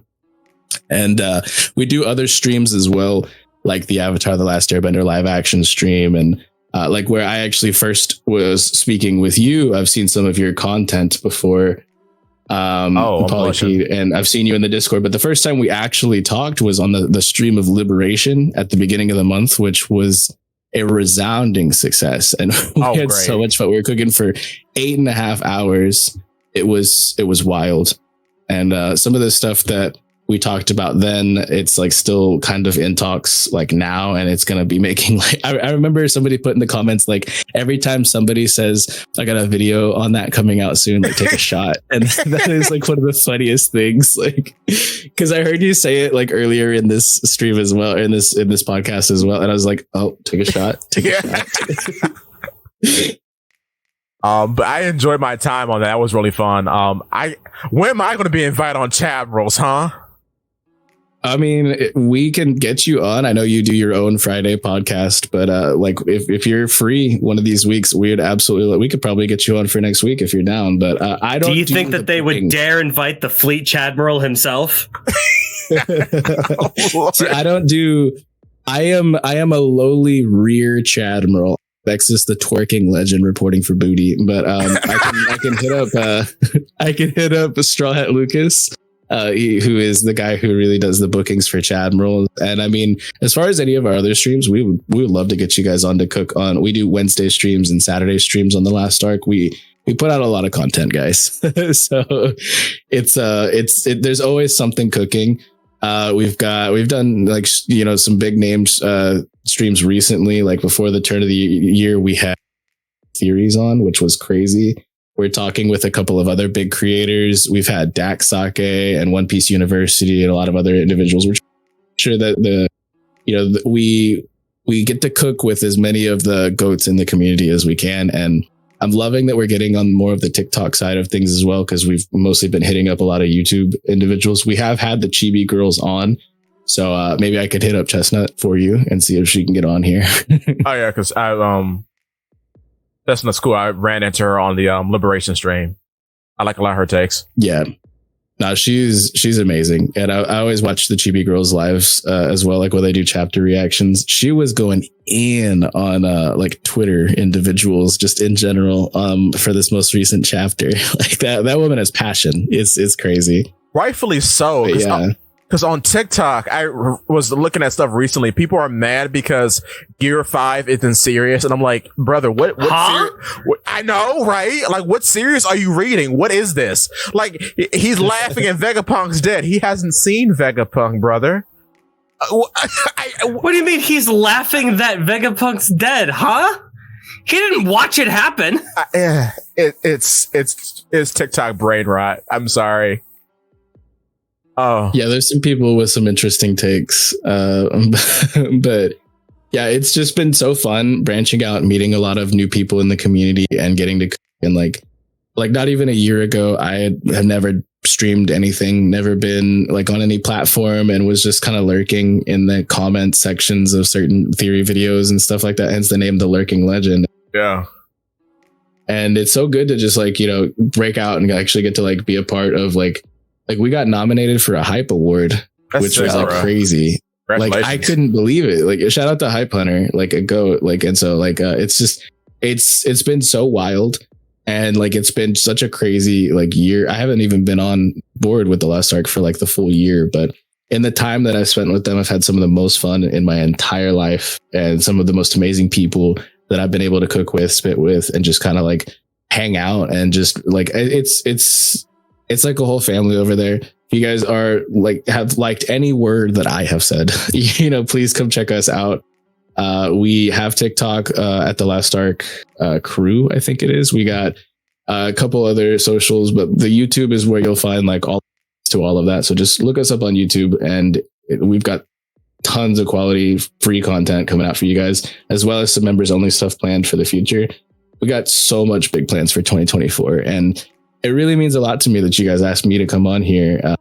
It really did.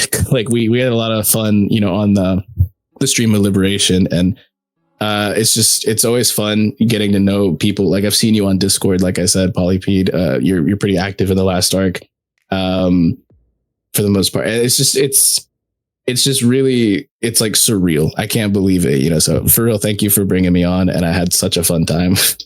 And no problem, bro. But you didn't plug your own channel. You got a channel on YouTube too.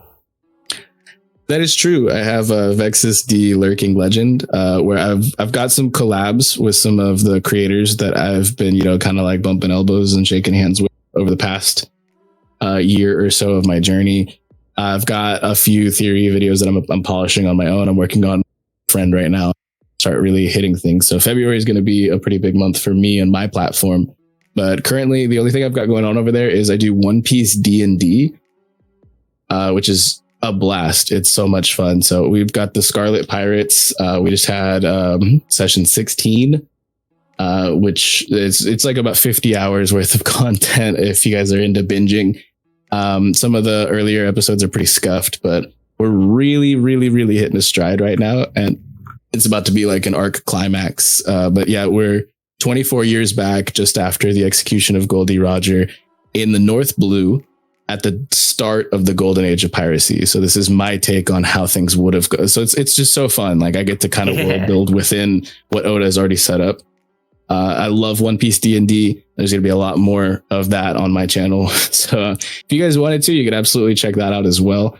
But I don't have too much else, going on that channel currently, but we got some spicy stuff coming up soon.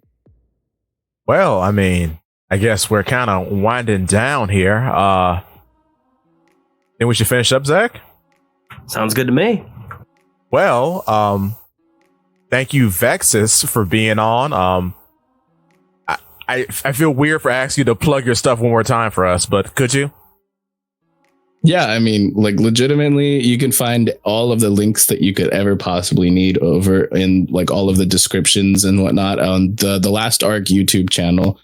Like check out the channel description and you'll see my channel as well as Cody's, Den's, Lucas's, like their TikToks, their Twitches and things like that. We've got it all pretty sewed up over there in the description. So that's the main thing I want to plug is make sure you go check out the Last Arc on YouTube. And then you can check out all of the other links of all of our crew members and whatnot from there if you'd like. But tons and tons of great content over there for you guys if you wanted to. It's such a pleasure again to have been here. Thank you guys so much. But yeah, that's the most of it. Just go check out the Last Arc. And like with every guest, both your channel and the Last Arc channel will be plugged in this video as well. But for those of you on YouTube, for those of you on YouTube, on Twitch, well, you heard it.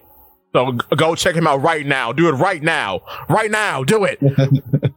But also, you should go check out Reddit Sephiroth on YouTube as well. And while you're on the YouTube, you might as well subscribe to Polypede Works. Bars open, boys. Don't be dodgy. And we'll see you in the next one. Bye.